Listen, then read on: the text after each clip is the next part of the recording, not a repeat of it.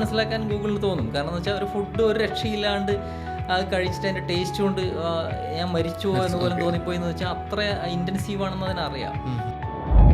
ഈ ഗൂഗിളിലെ number verification ചെയ്യാൻ പറ്റിയ എളുപ്പ വഴിയെന്ന് നമ്പർ വെരിഫിക്കേഷൻ ചെയ്യാനുള്ള എളുപ്പ വഴി എന്ന് പറഞ്ഞാൽ ഞാനിപ്പോൾ കഴിഞ്ഞ ആഴ്ച ചെയ്തൊരു സംഭവം പറയാം. ഇന്ത്യയിൽ ഇത് വെരിഫൈ ചെയ്യാനുള്ള ഏറ്റവും എളുപ്പ മാർഗ്ഗം എന്ന് പറയുന്നത് എന്താണെന്ന് അറിയാമോ? അത് രണ്ടാമത് അഡീഷണൽ വെരിഫിക്കേഷനാണ്. അഡീഷണൽ വെരിഫിക്കേഷൻ ഈസിയാണ്. ഈ പറഞ്ഞ പോലെ സെയിം അഡ്രസ്സിൽ 2 ബിസിനസ് ഉണ്ടോ എന്ന് നോക്കും. അതിൽ തന്നെ 2 ഒരേ ഫോൺ നമ്പർ ആണെന്നുണ്ടെങ്കിൽ പ്രശ്നം വരും. അപ്പോൾ ആ സമയത്ത് നമ്മൾ പോലും അറിയാതെ പിന്നീട് എപ്പോഴെങ്കിലും ഒരിക്കൽ സസ്പെൻഡ് ആകുന്നത്. അപ്പോൾ നമ്മൾ വിചാരിക്കും ഇതെന്താ ഞാനൊന്നും ചെയ്തില്ലല്ലോ, സസ്പെൻഡായി എന്ന് വിചാരിക്കും എന്ന് പറഞ്ഞു പോകുമ്പോൾ ഇതെല്ലാം മെൻഷൻസ് ആണ്. ലോക്കലി ഇങ്ങനെ നമുക്കൊരു റെലവൻ്റ് ആയിട്ടുള്ള മെൻഷൻ ഉണ്ടെങ്കിൽ യഥാർത്ഥത്തിൽ അത് റാങ്കിങ്ങിന് ഹെൽപ്പ് ചെയ്യും. അതാരും ശ്രദ്ധിക്കാറില്ല പൊതുവെ. അതിൻ്റെ പാറ്റേണും കൂടെ അവർക്ക് മനസ്സിലാവണം. അതുകൊണ്ടാണ് ഞാൻ രണ്ടാമത്തെ കാര്യം പറഞ്ഞത്. പാറ്റേണും കൂടെ അവർക്ക് മനസ്സിലായിട്ടുണ്ടെങ്കിൽ അവരത് റിമൂവ് ചെയ്ത് തരാറുണ്ട്. ഒരു ഡിപ്ലോമാറ്റിക് ആയിട്ടുള്ളൊരു അപ്രോച്ച്. അത് പറയുമ്പോൾ തന്നെ അവരൊരു പരിധിവരെ അവർക്കൊരു അംഗീകാരം കിട്ടി. ഒന്നുകിൽ നമ്മളതെല്ലാം ചെയ്തതിന് ശേഷം പറയാം അവരുടെ അടുത്ത് ചെയ്തിട്ടുണ്ട്, ഇനി നിങ്ങൾക്ക് ഒന്നുകൂടെ വന്ന് നോക്കിയതിന് ശേഷം നിങ്ങൾക്ക് വീണ്ടും നല്ല സർവീസ് കിട്ടിയിട്ടില്ല എങ്കിൽ ഇതൊന്ന് മാറ്റിയിടാം. ഈ നെഗറ്റീവ് റിവ്യൂ റിമൂവലിൻ്റെ കാര്യത്തിൽ ഒരു പരിധിവരെ നമുക്ക് ഈ പറഞ്ഞ ടൂൾസ്, അതായത് നമ്മുടെ റിവ്യൂ റിമൂവൽ ടൂളും അപ്പീൽ ടൂളും ഉപയോഗിച്ചിട്ട് നമുക്ക് മാനേജ് ചെയ്യാൻ പറ്റും. അത് നമ്മൾ ചെയ്യാറുണ്ട് സ്ഥിരമായിട്ട്. ഈ മിക്സഡ് റിവ്യൂസ് എപ്പോഴും കിട്ടും റെസ്റ്റോറൻറ്റുകൾക്ക്. പലർക്കും പല ടേസ്റ്റാണ്. അത് നമുക്ക് സാറ്റിസ്ഫൈ ചെയ്യാൻ പറ്റില്ല. ചിലപ്പോൾ നമ്മളായിട്ടൊരു എത്തിക്സ് ചെയ്യുക, അതായത് നമുക്കൊരു ജെനുവിൻ എക്സ്പീരിയൻസ് ഇല്ലാത്തതിനെ കുറിച്ച് നമ്മൾ റിവ്യൂ ചെയ്യാൻ പോകാതിരിക്കുക. അവിടെ വന്ന് പോയ ഒരാളടുത്ത് ചോദിക്കും അവിടെ വീൽ ചെയർ ആക്സസ് ഉണ്ടായിരുന്നോ. അപ്പോൾ നമുക്ക് അങ്ങനെ സംഭവം കണ്ടിട്ടില്ലെങ്കിൽ ഇല്ല, അല്ലെങ്കിൽ നോട്ട് ഷുവർ എന്ന് പറഞ്ഞ് കൊടുക്കാം. അങ്ങനെയൊക്കെയാണ് അവരതിനെ ഈ പറഞ്ഞ പോലെ അതിന് പിന്നിൽ മറ്റെന്ത് കാര്യമാണെന്ന് നമുക്ക് കറക്റ്റായിട്ട് അറിയാൻ പറ്റില്ല.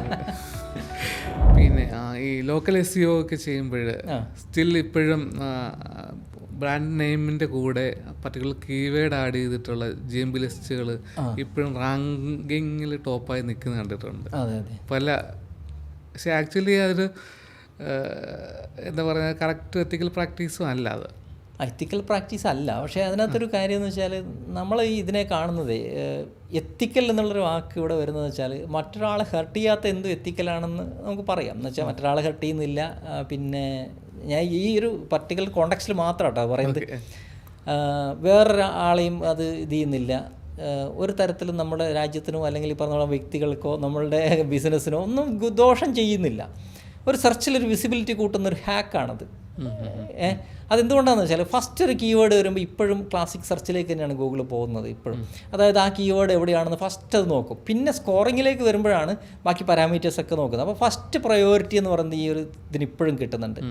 ശ്രദ്ധിച്ചാൽ മതി, നമ്മളിവിടെ ആസിഫ ബിരിയാണി, അജിബ ബിരിയാണിയുടെ യഥാർത്ഥ പേര് അജിബ റെസ്റ്റോറൻറ്റ് എന്നാണെന്ന് തോന്നുന്നു. പക്ഷെ അവരുടെ ഗൂഗിൾ ഇതിനകത്ത് അജിബ ബിരിയാണി, ആസിഫ ബിരിയാണി ഇങ്ങനെയൊക്കെ കാണുമ്പോൾ ഫസ്റ്റ് നമ്മൾ സെർച്ച് ചെയ്യുന്ന ആസിഫ ബിരിയാണിയാണ്. അപ്പോൾ ഇയാൾ ആ ഡിഷ് സെർച്ച് ചെയ്ത് ഇയാൾക്ക് അത് തന്നെ കൊടുക്കണം എന്ന് നോക്കുമ്പോൾ ഫസ്റ്റ് ഒരു പ്രയോറിറ്റി അവിടെ കിട്ടുന്നുണ്ട്. അപ്പോൾ അവിടെ നമ്മൾ ബെസ്റ്റ് ബിരിയാണി നിയർ മീ എന്നൊക്കെ സെർച്ച് ചെയ്യുന്ന സമയത്ത് ഫസ്റ്റ് ഈ പറഞ്ഞ പോലെ ബിരിയാണി എന്ന് അവരുടെ ഒരു ഇതിനകത്തൊരു കീവേഡായിട്ട് വരുമ്പോൾ ഒരു പ്രയോറിറ്റി എന്തായാലും കിട്ടും, ഉറപ്പാണ്. അപ്പോൾ ആ രീതിയിലേക്ക് നമ്മുടെ ഒരു ബിസിനസ് നെയിം ഒന്ന് ഒപ്റ്റിമൈസ് ചെയ്യുന്നതിൽ വലിയ തെറ്റൊന്നും ഉണ്ടെന്ന് എനിക്ക് തോന്നുന്നില്ല.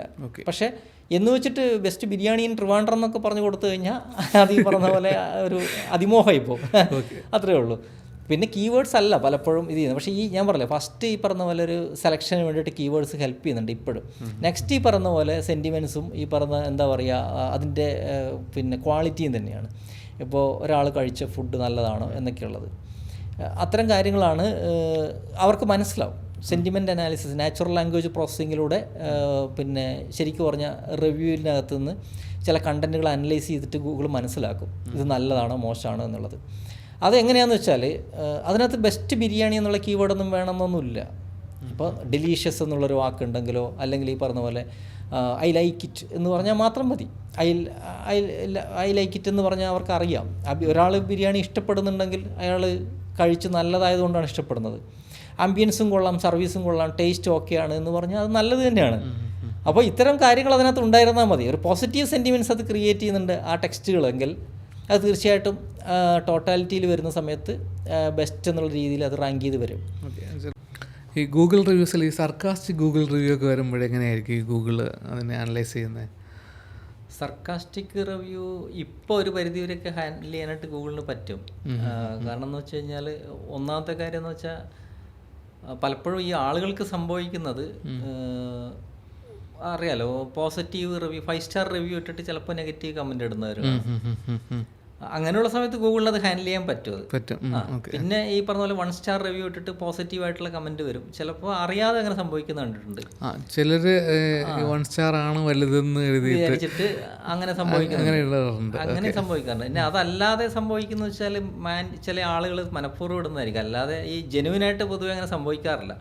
നമ്മൾ ചിലപ്പോൾ കാണാറില്ല, ചില പോലീസ് സ്റ്റേഷനൊക്കെ ഈ പറഞ്ഞ പോലെ നല്ല റിവ്യൂസ് ആളുകൾ ഇടുന്നത് സർക്കാസ്റ്റിക് ആയിട്ടാണ്. പോലീസ് സ്റ്റേഷനിൽ പോയി കഴിഞ്ഞാൽ അവിടുത്തെ പെരുമാറ്റം നല്ലതായിരുന്നു എന്നൊക്കെ പറഞ്ഞിട്ടൊക്കെ ചിലപ്പോൾ ഇടും. പിന്നെ എന്താ ഫുഡിൻ്റെ കേസിലുമൊക്കെ അങ്ങനെ ഇടുന്നത് ഒരു പരിധി വരെ ഈ പറഞ്ഞ പോലെ ഫുഡ് കൊള്ളാമെന്ന് പറയുന്നതും. പക്ഷേ ചിലതൊക്കെ ഗൂഗിളിന് അറിയാൻ പറ്റും കേട്ടോ. കാരണം എന്ന് വെച്ചാൽ അതിനൊരു കോണ്ടെക്സ്ച്വൽ അണ്ടർസ്റ്റാൻഡിങ് എന്ന് പറയുന്നൊരു സംഭവം ഉണ്ട്. വെറുതെ ഈ സെൻറ്റിമെൻറ്റ്സ് അനാലിസിസ് കൂടാതെ, സെൻറ്റിമെൻ്റ് അനാലിസിസ് ഉണ്ട്, അത് കൂടാതെ തന്നെ കോണ്ടെക്സ്ച്വൽ അണ്ടർസ്റ്റാൻഡിങ് എന്ന് പറയുന്നൊരു സംഭവം കൂടെ നോക്കും. പിന്നെ വാക്കുകൾ മാത്രമല്ല, സെൻറ്റൻസുകൾ തമ്മിൽ കണക്ട് ചെയ്ത് നോക്കുമ്പോൾ അതെങ്ങനെ വരുന്നുണ്ട് എന്നുള്ളതും കൂടെ നോക്കും അത്. ഇപ്പോൾ ഒന്ന് ഗുഡ് എന്നും പിന്നെ ഈ പറഞ്ഞ പോലെ എന്തെങ്കിലും സർക്കാസ്റ്റിക് ആണെന്നുണ്ടെങ്കിലും അത് മാനേജ് ചെയ്യാൻ പറ്റും. ഇപ്പോൾ എന്താ എക്സാമ്പിൾ എന്തെങ്കിലും പറയാമെന്ന് വെച്ചാൽ, നമ്മൾ തന്നെ പറയാറില്ലേ, ഫുഡ് ഒരു രക്ഷയില്ലായിരുന്നു, പിന്നെ ഞാൻ മരിച്ചു എന്ന് വരെ തോന്നിപ്പോയി എന്ന് പറയാറില്ലേ. പക്ഷെ അത് പോസിറ്റീവാണെന്ന് മനസ്സിലാക്കാൻ ഗൂഗിളിന് തോന്നും. കാരണം എന്ന് വെച്ചാൽ ഒരു ഫുഡ് ഒരു രക്ഷയില്ലാണ്ട് അത് കഴിച്ചിട്ട് അതിൻ്റെ ടേസ്റ്റ് കൊണ്ട് ഞാൻ മരിച്ചു എന്ന് പോലും തോന്നിപ്പോയി എന്ന് വെച്ചാൽ അത്ര ഇൻറ്റൻസീവാണെന്ന് അതിനറിയാം. ഇപ്പോൾ ഈ RDX എന്നുള്ളത് അതിൻ്റെ കൂടെ ഫയർ എന്നും കൂടെ വന്നു കഴിഞ്ഞാൽ അത് അറിയാം, RDX എന്നുള്ളൊരു ഫിലിം ഫയർ ആണ് എന്നുള്ളതാണ് ഉദ്ദേശിക്കുന്നതെന്ന് അതിനറിയാം. അത് ഈ സെൻറ്റിമെൻറ്റ്സ് മാത്രമല്ല, അതിൻ്റെ ചുറ്റുമുള്ള വാക്കുകളും കോണ്ടെക്സ്റ്റും എല്ലാം നോക്കിയിട്ടാണ് പറഞ്ഞത്. ഇപ്പോൾ RDX എന്ന് പറഞ്ഞാൽ അതൊരു പൊട്ടിത്തെറിക്കുന്ന ഒരു സ്ഫോടക വസ്തുവാണ്. പക്ഷെ നമ്മുടെ കോണ്ടെക്സ്റ്റിൽ ഇപ്പോൾ കേരളത്തിലാണെന്നുണ്ടെങ്കിൽ ഒരാൾ സാധാരണ ഒരാൾ RDX സെർച്ച് ചെയ്യില്ല. അറിയാം, ഗൂഗിളിനെ സംബന്ധിച്ചിടത്തോളം അറിയാം RDX അങ്ങനെ കോമൺ മാൻ സെർച്ച് ചെയ്യുന്നൊരു സംഭവമല്ല. അങ്ങനെ സെർച്ച് ചെയ്യുന്നുണ്ടെങ്കിൽ അത് റോബർട്ട് ഡോണി സേവിയർ എന്ന് പറയുന്ന RDX ആണ്. അപ്പോൾ അത് ഫയർ എന്ന് പറയുമ്പം അറിയാം, അത് ആ പടത്തിനെ വിശേഷിപ്പിക്കുന്നതാണെന്ന് അറിയാം. അല്ലെങ്കിൽ അതിൻ്റെ കൂടെ വേറെ ഏതെങ്കിലും ഒരു വാക്കുകൂടെ എക്സ്ട്രാ വരുമ്പോൾ അത് നോക്കും ഏത് വാക്കാണ് അത് ഉദ്ദേശിക്കുന്നത് എന്നുള്ളത്. സെൻറ്റിമെൻറ്റ്സിൻ്റെ കാര്യത്തിലും അങ്ങനെ തന്നെയാണ്. ഒരു നെഗറ്റീവ് കമൻറ്റ് വന്നു എന്നുള്ളത് കൊണ്ട് മാത്രം, അല്ലെങ്കിൽ നമ്മൾ കുറേ ബ്രില്യൻസ് ഒക്കെ കാണിച്ചിട്ട് വെച്ചാലും അതിന് കോണ്ടെക്സ്ച്വൽ അണ്ടർസ്റ്റാൻഡിങ് ഉണ്ട് ഗൂഗിളിന്. പിന്നെ അത് മാത്രമല്ല നോക്കുന്നത്, ഇപ്പോൾ അവരുടെ ഇമേജ് വിഷനൊക്കെ ഉണ്ടല്ലോ, ഈ വിഷൻ AI ഒക്കെ വെച്ചിട്ട് ഈ പറയുന്ന പോലെ ഇപ്പോൾ ശ്രദ്ധിച്ചിട്ടുണ്ട്, വളരെ അഡ്വാൻസ്ഡ് ആണ് ഗൂഗിള്. ഇപ്പോൾ നമ്മൾ ചിക്കൻ 65 എന്ന് ജസ്റ്റ് സെർച്ച് ചെയ്യുന്ന സമയത്ത് ഗൂഗിള് ആ റിവ്യൂസിൽ ഇട്ടിരിക്കുന്ന കസ്റ്റമേഴ്സ് ഇട്ടിരിക്കുന്ന ചിക്കൻ 65ൻ്റെ ഫോട്ടോ നമുക്ക് എടുത്ത് കാണിച്ചു തരും. അതെങ്ങനെയാണത് നോക്കുന്നതെന്ന് വെച്ചാൽ അത് പിന്നെ ഈ പറഞ്ഞ പോലെ നാച്ചുറൽ ലാംഗ്വേജ് പ്രോസസ്സിങ് തന്നെയാണ് യഥാർത്ഥത്തിൽ ഈ പറയുന്ന എന്താ ഈ മാച്ചിങ് തന്നെയാണ്. വിഷൻ AI വെച്ചിട്ട് ഇത് നോക്കുന്നതാണ്. പക്ഷെ അവിടെ ഒരു പരിധി വരെ അത് നമുക്ക് ടൂളുണ്ട്, വിഷൻ AI ടൂളുണ്ട്, അത് വെച്ചിട്ട് നമുക്ക് ഫോട്ടോ അപ്ലോഡ് ചെയ്തിട്ട് എന്താണ് ഗൂഗിൾ അതിനെക്കുറിച്ച് മനസ്സിലാക്കിയിരിക്കുന്നതെന്ന് അറിയാൻ പറ്റും. പക്ഷെ അവിടെയും ഗൂഗിള് ഗ്യാരണ്ടി പറയുന്നില്ല ഇത് 95% ഇന്ന ഒബ്ജക്റ്റ് ആണ്, ചിക്കൻ പ്രൊഡക്റ്റ് ആണ്, ചിക്കൻ 65 ഇങ്ങനെയാണ് കാണപ്പെടുന്നത് എന്നൊക്കെ ഇതിനറിയാം. പക്ഷെ പിന്നെ അവിടെ അവർ ചെയ്യുന്ന വെച്ചാൽ കോണ്ടെക്സ്ച്വൽ അനാലിസിസ് ആണ്. ഇത് ഏത് കോണ്ടെക്സ്റ്റിലാണ് അത് ഇട്ടിരിക്കുന്നത്, അവിടെ ഈ റിവ്യൂ ഇടുന്ന ആൾ പറഞ്ഞിരിക്കുന്നത് ഏത് ഡിഷിനെ കുറിച്ചിട്ടുള്ളതാണ്. അപ്പോൾ ചിക്കൻ 65 പറഞ്ഞിട്ടുണ്ട്, ഈ ഒരു ഫോട്ടോയും വരുമ്പോൾ അതിന് ഉറപ്പിക്കാൻ പറ്റും ഇങ്ങനെയാണ് ചെയ്യുന്നത്. പിന്നെ ഇപ്പോൾ ബ്ലാക്ക് ടീയുടെ ഒരു ഫോട്ടോ വെച്ചു, ബ്ലാക്ക് ടീ ദൂരെ നിന്ന് നോക്കുന്ന ഒരാൾക്ക് അത് മദ്യമാണോ ബ്ലാക്ക് ടീ ആണോ എന്നുള്ള കാര്യത്തിൽ ചെറിയ ഡൗട്ട് ഉണ്ടാവും. പക്ഷെ അവിടെയാണ് നമ്മൾ ഉപയോഗിക്കുന്ന അതേ ലോജിക്ക് ഗൂഗിളും നോക്കുന്നത്. ഇതൊരു റെസ്റ്റോറൻറ്റിലാണ് ഈ ഒരു പിക്ചർ വന്നിട്ടുണ്ടെങ്കിൽ ലിക്കർ വിളമ്പാത്ത ഒരു സ്ഥലമാണെന്നുണ്ടെങ്കിൽ ഉറപ്പായിട്ട് അത് ബ്ലാക്ക് ടീ ആയിരിക്കും. അപ്പോൾ അതിന് ഈ പറഞ്ഞ ഉറപ്പിക്കുന്നത് അങ്ങനെയാണ്. അല്ല എങ്കിൽ അതിനറിയാം അതൊരു ബാറിലാണ് ആ ഒരു കളറും ആ ഒരു ഇതും വന്നിരിക്കുന്നതെങ്കിൽ തീർച്ചയായിട്ടും അതിൻ്റെ ചുറ്റുമുള്ള വാക്കുകളോ അല്ലെങ്കിൽ അതുമായിട്ട് ബന്ധപ്പെട്ട എന്തെങ്കിലും അങ്ങനെ ഉണ്ടെങ്കിൽ അത് മദ്യം തന്നെ ആയിരിക്കും, ലിക്കർ ആയിരിക്കും എന്ന് അതിന് അറിയാം. അപ്പോൾ ബ്ലൈൻഡായിട്ട് അങ്ങനെ ഗൂഗിൾ ഈ പറഞ്ഞ പോലെ ഒരു ടെക്സ്റ്റ് വെച്ചിട്ടോ അങ്ങനെ ചിന്തിക്കാറില്ല. പല ആളുകളും പറയാറുണ്ട് അങ്ങനെയാണെന്നുണ്ടെങ്കിൽ പല ആളുകൾ സർക്കാസ്റ്റിക്കായിട്ട് പിന്നെ ബ്ലോഗുകളൊക്കെ എഴുതുന്നവരുണ്ട്. പക്ഷേ ഗൂഗിളിന് അതിൻ്റെ മീനിങ് ശരിക്കും പറഞ്ഞാൽ കറക്റ്റ് മനസ്സിലാവും. നമ്മൾ മനസ്സിലാക്കുന്ന പോലെ അല്ലെന്ന് മാത്രമേ ഉള്ളൂ. പക്ഷേ ശരിക്കും പറഞ്ഞാൽ ഈ സെൻറ്റൻസുകളുടെ മീനിങ് ഒക്കെ കറക്റ്റായിട്ട് അതിന് മനസ്സിലാവാറുണ്ട്. പക്ഷെ ചില സമയത്ത് ഇതിനെ മാനിപ്പുലേറ്റ് ചെയ്യാൻ വേണ്ടിയിട്ട് ചില ആളുകൾ ശ്രമിക്കാറുണ്ട് കേട്ടോ. വെർജ് മാഗസിൻ ഇടയ്ക്ക് പിന്നെ ഗൂഗിളിനെ മാനിപ്പുലേറ്റ് ചെയ്യാൻ വേണ്ടിയിട്ട് കുറേ ആർട്ടിക്കിളുകൾ പബ്ലിഷ് ചെയ്തിരുന്നു, അതെല്ലാം റാങ്ക് ചെയ്യുകയും ചെയ്തിരുന്നു. പക്ഷെ പിന്നെ എങ്ങനെ ഇത് കണ്ടുപിടിക്കുന്നതെന്ന് വെച്ച് കഴിഞ്ഞാൽ യൂസേഴ്സ് ഇതിനോട് പിന്നെ റെസ്പോണ്ട് ചെയ്യുന്നത് പോസിറ്റീവായിട്ടല്ല എങ്കിൽ അപ്പോൾ തന്നെ മനസ്സിലാവും. ഇപ്പോൾ നമ്മൾ ഗിബ്ബറിഷ് ലാംഗ്വേജിൽ ഈ പറഞ്ഞ പോലെ കുറേ വാക്കുകൾ എഴുതി വെച്ചിട്ട് മാനിപ്പുലേറ്റ് ചെയ്ത് റാങ്ക് ചെയ്തെന്ന് വിചാരിക്കാം. പക്ഷേ യൂസർ എൻഗേജ്മെൻറ്റ് വളരെ കുറവാണെന്നുണ്ടെങ്കിൽ തീർച്ചയായിട്ടും പിന്നെ താഴോട്ട് തന്നെ പോകും. ഓക്കെ, ഈ ഗൂഗിൾ റിവ്യൂസ് ആക്ച്വലി റാങ്കിങ്ങിന് ഒരു ഫാക്ടർ തന്നെയാണോ? ഗൂഗിൾ റിവ്യൂസ് റാങ്കിങ്ങിൻ്റെ ഫാക്ടറാണ്. എന്ന് വെച്ചാൽ ഗൂഗിൾ ഏറ്റവും കൂടുതൽ നാച്ചുറൽ ലാംഗ്വേജ് പ്രോസസ്സിങ് അല്ലെങ്കിൽ അവരുടെ സെമാൻറ്റിക് SEO ഉപയോഗിക്കുന്നത് നേരത്തെ മുതലേ ഉപയോഗിച്ച് വരുന്നൊരു ഏരിയയാണ് ഈ ഗൂഗിൾ മൈ ബിസിനസ് എന്ന് പറയുന്നത്. അപ്പോൾ അതിന് ഏറ്റവും പ്രധാനപ്പെട്ടതെന്ന് വെച്ചാൽ കോണ്ടക്സ്റ്റ് അവർ ഭയങ്കരമായിട്ട് നോക്കും. കോണ്ടക്സ്റ്റ് എന്ന് വെച്ചാൽ ഒരാൾ സ്ഥിരമായിട്ട്, ഞാൻ ഇപ്പോൾ എൻ്റെ ഒരു കേസിൽ പറയാം, ഞാനിപ്പോൾ വീട്ടിലുള്ളവർക്കൊക്കെ ഫുഡൊക്കെ വാങ്ങിച്ചു കൊടുക്കുന്ന സമയത്ത് ഏറ്റവും കൂടുതൽ വാങ്ങിക്കുന്നത് ചിക്കൻ ബിരിയാണിയാണ്. അപ്പോൾ ഞാനൊരു ബിരിയാണി എന്ന് വെറുതെ സെർച്ച് ചെയ്താലും എന്നെ ചിക്കൻ ബിരിയാണിയുള്ള റെസ്റ്റോറൻറ്റിലേ കാണിക്കാറുള്ളൂ. കാരണം ഞാൻ മട്ടൻ ബിരിയാണി ഇതുവരെ ഓർഡർ ചെയ്ത് വാങ്ങിച്ചിട്ടില്ല. എന്ന് വെച്ചാൽ വീട്ടിൽ അങ്ങനെയാണ് ആവശ്യമുള്ളതുകൊണ്ട് അങ്ങനെ വാങ്ങിച്ചിട്ടില്ല. അതുകൊണ്ട് എന്നെ എപ്പോഴും അതേ കാണിക്കാറുള്ളൂ. പിന്നെ അത് മാത്രമല്ല, എപ്പോഴെങ്കിലും നമ്മൾ ഈ പറഞ്ഞ പോലെ ഒരു റെസ്റ്റോറൻറ്റ് സെർച്ച് ചെയ്തിട്ട് നമ്മൾ വെജ് റെസ്റ്റോറൻ്റ് ആണ് എപ്പോഴും പ്രിഫർ ചെയ്യുന്നതെങ്കിൽ പിന്നെ നമ്മളെ വെജ് റെസ്റ്റോറൻറ്റ് മാത്രമേ കാണിക്കൂ. അങ്ങനെ ഒരു ഇതുണ്ട്. അതുപോലെ ഈ കോണ്ടക്സ്റ്റ് വെച്ചിട്ടും നമ്മുടെ ഒരു പിന്നെ പേഴ്സണൽ ബിഹേവിയർ വെച്ചിട്ടും ഒക്കെ ഗൂഗിൾ നല്ല രീതിയിൽ ഇത് ചെയ്യാറുണ്ട്. അപ്പോൾ ഇതിനകത്ത് റിവ്യൂസിലേക്ക് വരുമ്പോഴും റിവ്യൂസാണ് ഇതിൻ്റെ ഒരു മെയിൻ സോഴ്സ് എന്ന് പറയുന്നത്. നേരത്തെ ആണെന്നുണ്ടെങ്കിൽ റാങ്കിങ്ങിൽ ഈ പറഞ്ഞ പോലെ വേറെ കുറേ ഫാക്ടേഴ്സ് ഉണ്ടായിരുന്നു. ഇപ്പോൾ ഫോട്ടോസിലൊക്കെ നമ്മൾ ജിയോ ടാഗ് ചെയ്യുക, ജിയോ ലൊക്കേഷൻ ടാഗിങ് കൊടുക്കുക, അത്തരം പരിപാടികളൊക്കെ ഉണ്ടായിരുന്നു. ഇപ്പോൾ ഈ റിവ്യൂസിൽ ഫോട്ടോ വരുന്നത് കുറച്ചും കൂടെ റാങ്കിങ് ഫാക്ടർ അല്ല. ഫോട്ടോസ് വരുന്നത് ഒരു എൻഗേജ്മെന്റ് ഫാക്ടർ മാത്രമാണ്. എൻഗേജ്മെന്റ് കൂടുമ്പോൾ റാങ്കിങ് കൂടും, അത്രേ ഉള്ളൂ. അത് ഡയറക്റ്റ് ഒരു റാങ്കിങ് ഫാക്ടർ അല്ല. പക്ഷെ റിവ്യൂവിന്റെ കൂടെ ഒരു ഫോട്ടോയും കൂടെ വരുമ്പോൾ അതിന്റെ ജെനുവിനിറ്റി കൂടുതലും.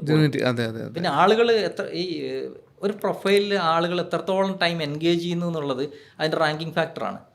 കാരണം വെച്ചാൽ ഒരു പ്രൊഫൈലിൽ കൂടുതൽ ടൈം സ്പെൻഡ് ചെയ്യുന്നു, മറ്റൊരു പ്രൊഫൈലിൽ കുറഞ്ഞ ടൈമേ സ്പെൻഡ് ചെയ്യുന്നുള്ളൂ വിചാരിക്കാം. അപ്പോൾ നമ്മുടെ ബൗൺസ് റേറ്റ് പോലെ തന്നെ ഗൂഗിൾ ബിസിനസ് പ്രൊഫൈലിലും അതിനൊരു റാങ്കിങ് ഫാക്ടറായിട്ട് അത് വരും. പിന്നെ ഇത് എപ്പോഴും അൽഗോരിതം മാറിക്കൊണ്ടേയിരിക്കും. ഇപ്പോൾ കഴിഞ്ഞ ഒരു കാലത്തിന് ഇടയ്ക്ക് ഉണ്ടായിരുന്ന റാങ്കിങ് ഫാക്ടേഴ്സ് ഒന്നും ഇപ്പോൾ ഇല്ല. നേരത്തെ പോസ്റ്റുകളിൽ നമ്മൾ ഉൾപ്പെടുന്ന കണ്ടന്റിലെ കീവേഡ്സ് റാങ്കിങ് ഫാക്ടർ ആയിരുന്നു.